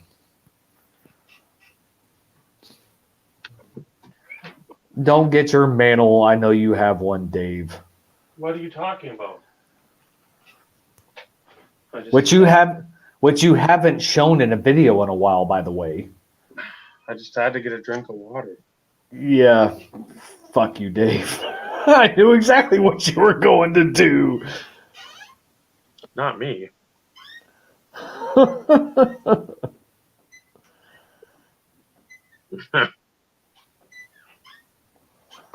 Mickey Mantle and Babe Ruth cards. Wow.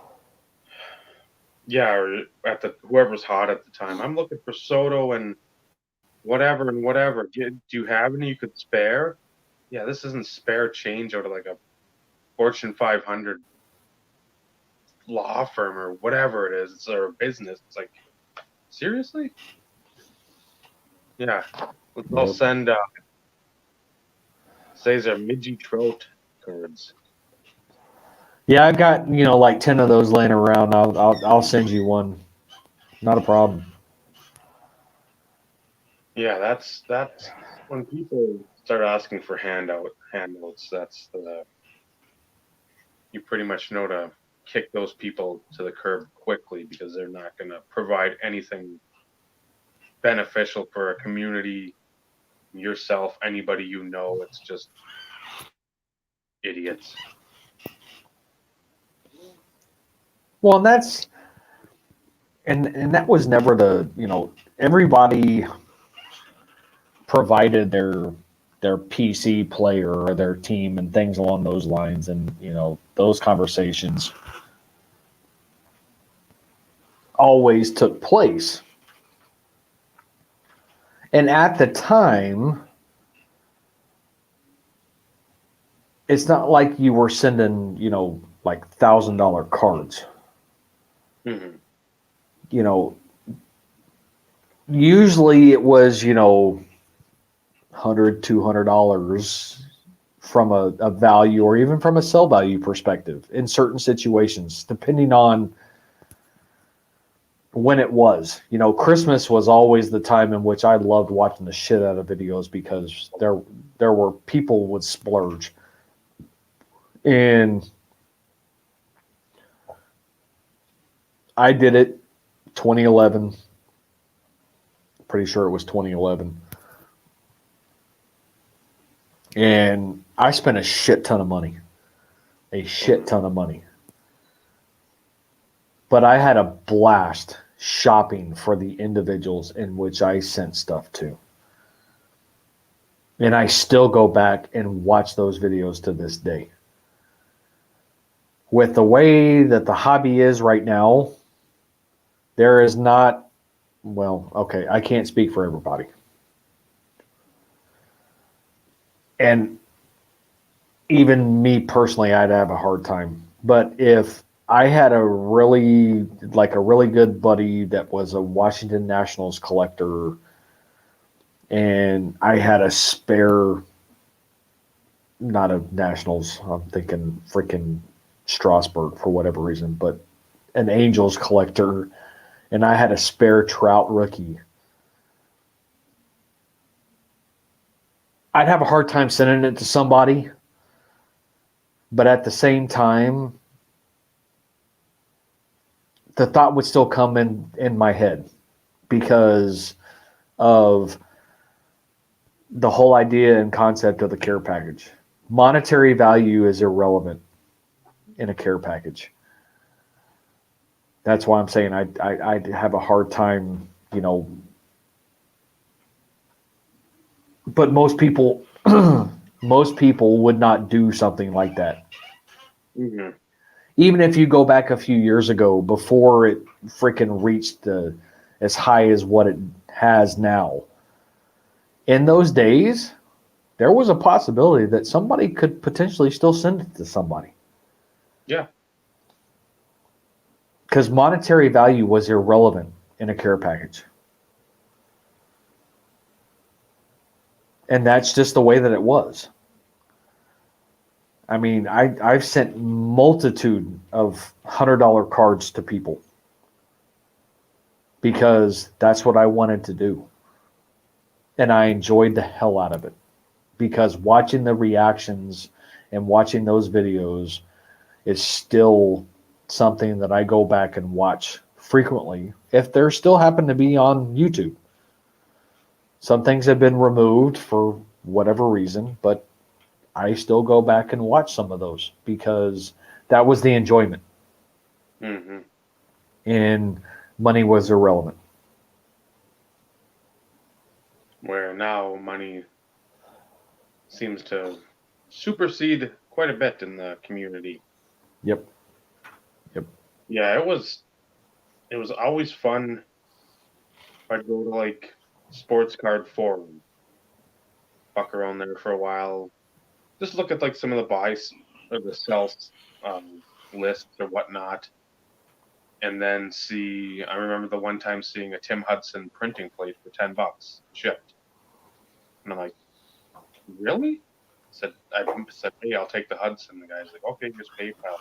Yep, I know where that went. And that was the thing. It's like when he got, he's like, where did you find this? That was like when Tom was much more Hudson centric, but he was playing then too, and not so much into the breaks and whatnot.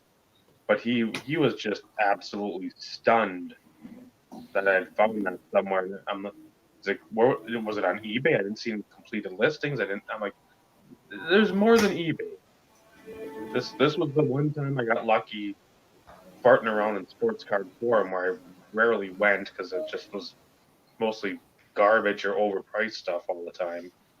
So when I saw that, I'm like, well, that's good. That checks the list there. And then again with Brad, the Facebook auction groups were great for that. Everybody had some sort of Dolphins lot of failed rookie patches and. Which the Dolphins have had plenty. So I mean, it was just like, okay, I'll pick up a bunch of number to 10 or number to 25 patches for like $5. I know he likes patches. That pretty much is a given. So I think that one year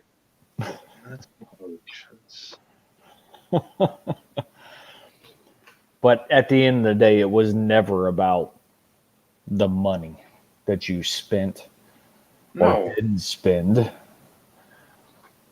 ever. And that's what always made it enjoyable. Oh, have a good one, man. Yeah. I mean, I don't think I had anything else except that. And I don't remember. But again, it was something when I saw it. Again, there was another Facebook auction where I'm like, or Facebook buy it now auction group or whatever. And I'm like, for the price I paid, I'm like, it doesn't even matter. I know somebody that collects Joe Panic. I want to see videos. I got to spend X amount to see some videos and get the reaction and know the person's actually going to like it. And I like the person because the person's a good person. Let's do it.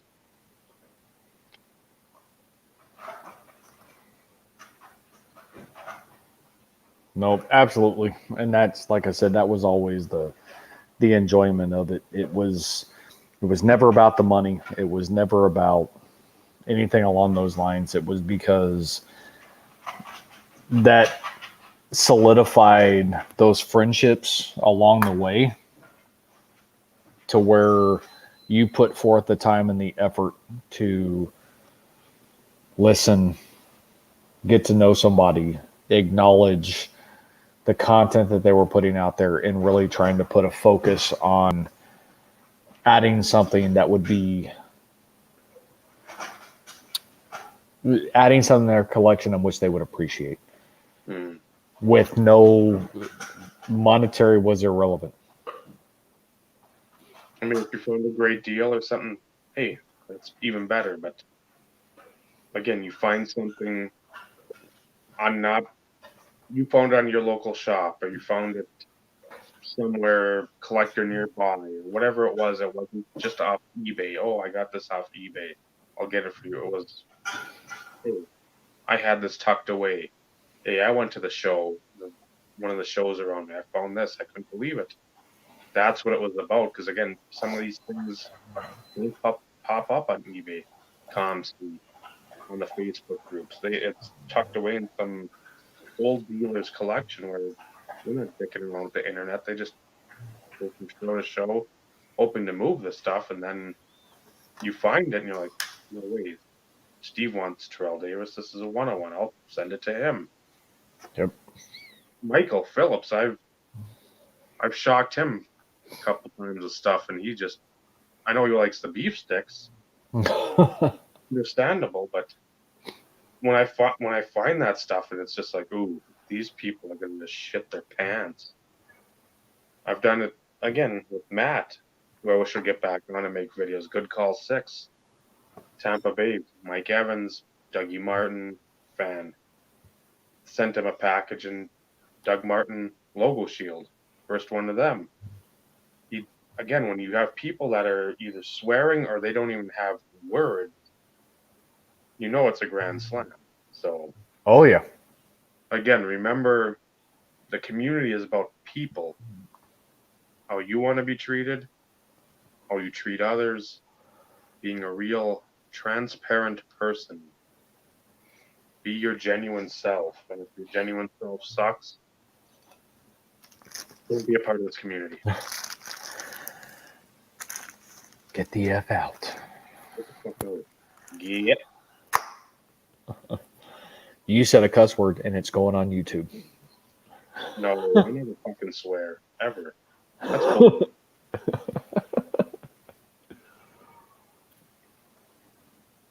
But 3.5 hours, we didn't talk anything about lists. That's fine. Again, it's not like time's running out of. But again, with the time constraints of this StreamYard, and I don't want to pay money to put on the show. We will, Dopey. We'll send you all the Justin Blackmans we come across. Yeah, I don't have any of those. See, sending them right now. None. I might have one. But if I did, I'd potentially send you them.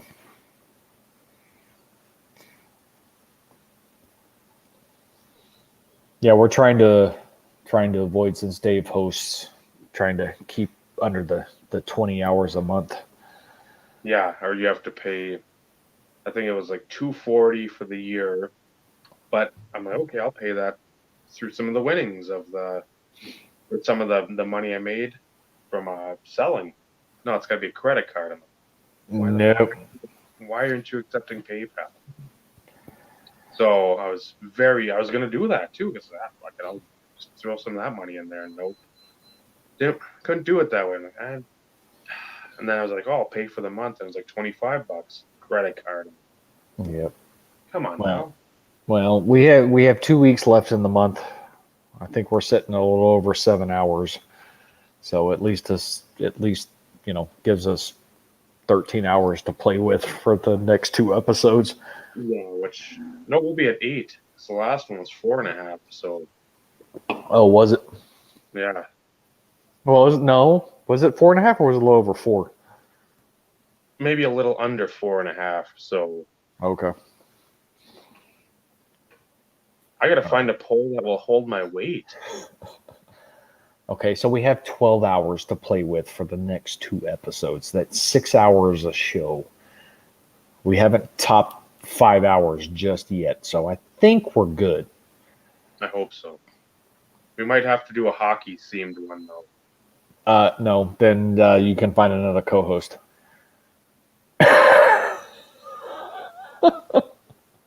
What a dick. Yeah, well, Oh. that's who I am. No, not you. Itchy nose? Yep. Did you Okay. get the hint? Yeah, stay out of the sun then. I want to get sunburned. Oh, kiss my ass. But before we do call it a night, I would like to say thanks for all the interaction tonight. This was truly enjoyable. I know we didn't touch on a fucking thing tonight, which, it happens. We will bring up those topics in the next episode. Will do. But, it by far, this has been the most enjoyable episode to date. Last week was enjoyable, but the interaction and the consistent chats and everything else was freaking phenomenal. So thanks guys for, of course, sitting through a little over 3.5 hours. We didn't touch on a freaking thing that we wanted to, but that's okay because that's what makes this enjoyable and keeps it fresh. Not to mention, we're not on time constraints by any stretch of the imagination. Wow. Why you got to call me a fuckface for? Yeah, I was going to say, where's Bob Lewis lurking in the weeds again? Dave, anything you'd like to add? Or No, at some point, we mentioned at the beginning, or when I asked you about if anything's coming in your way, at some point I'll have some videos up of, because I've got a couple cards that have come in recently. So a couple? yeah, I've had 3 times I went to the post office. 3. They said, "Thank you for keeping us in business."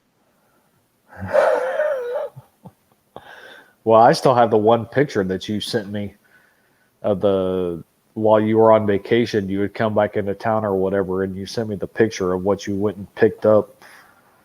Yeah, I should have brought like a paper bag then, 'cause that was tough carrying that out. And then it was, I think it went there Saturday, and I think the Tuesday, because it was after Labor Day, that was like another huge, just heaping helping of excitement and fun. I'm like, oh, I like it, but I wish again I would got it like one at a time, or yeah, that a That few things.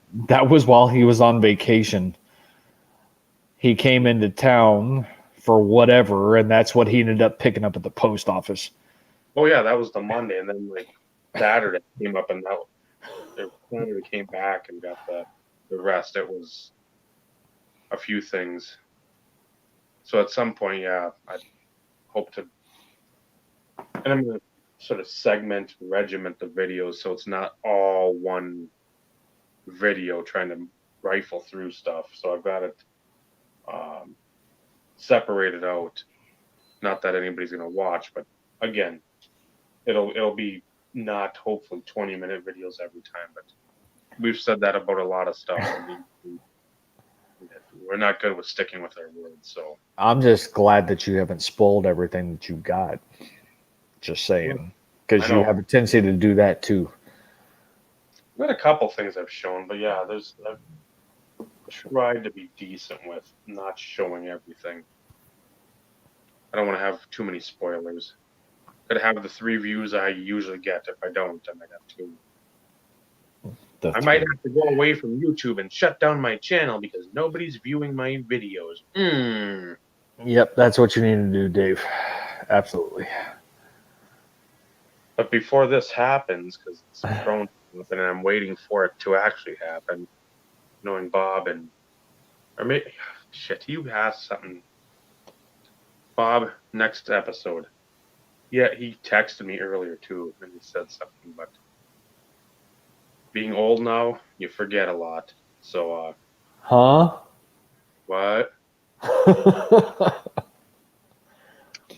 So, I'll make sure to write it down next time because when I write something down, I remember it a lot better than. Oh, I read it. I'll remember it. I Yeah. have memory. 10 Yeah. minutes later, Huh? yeah, it's like Bob, who?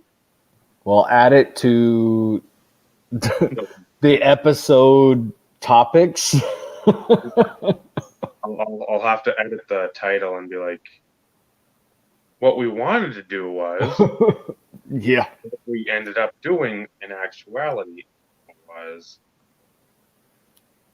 I was gonna say that's what I've got one. Try to show.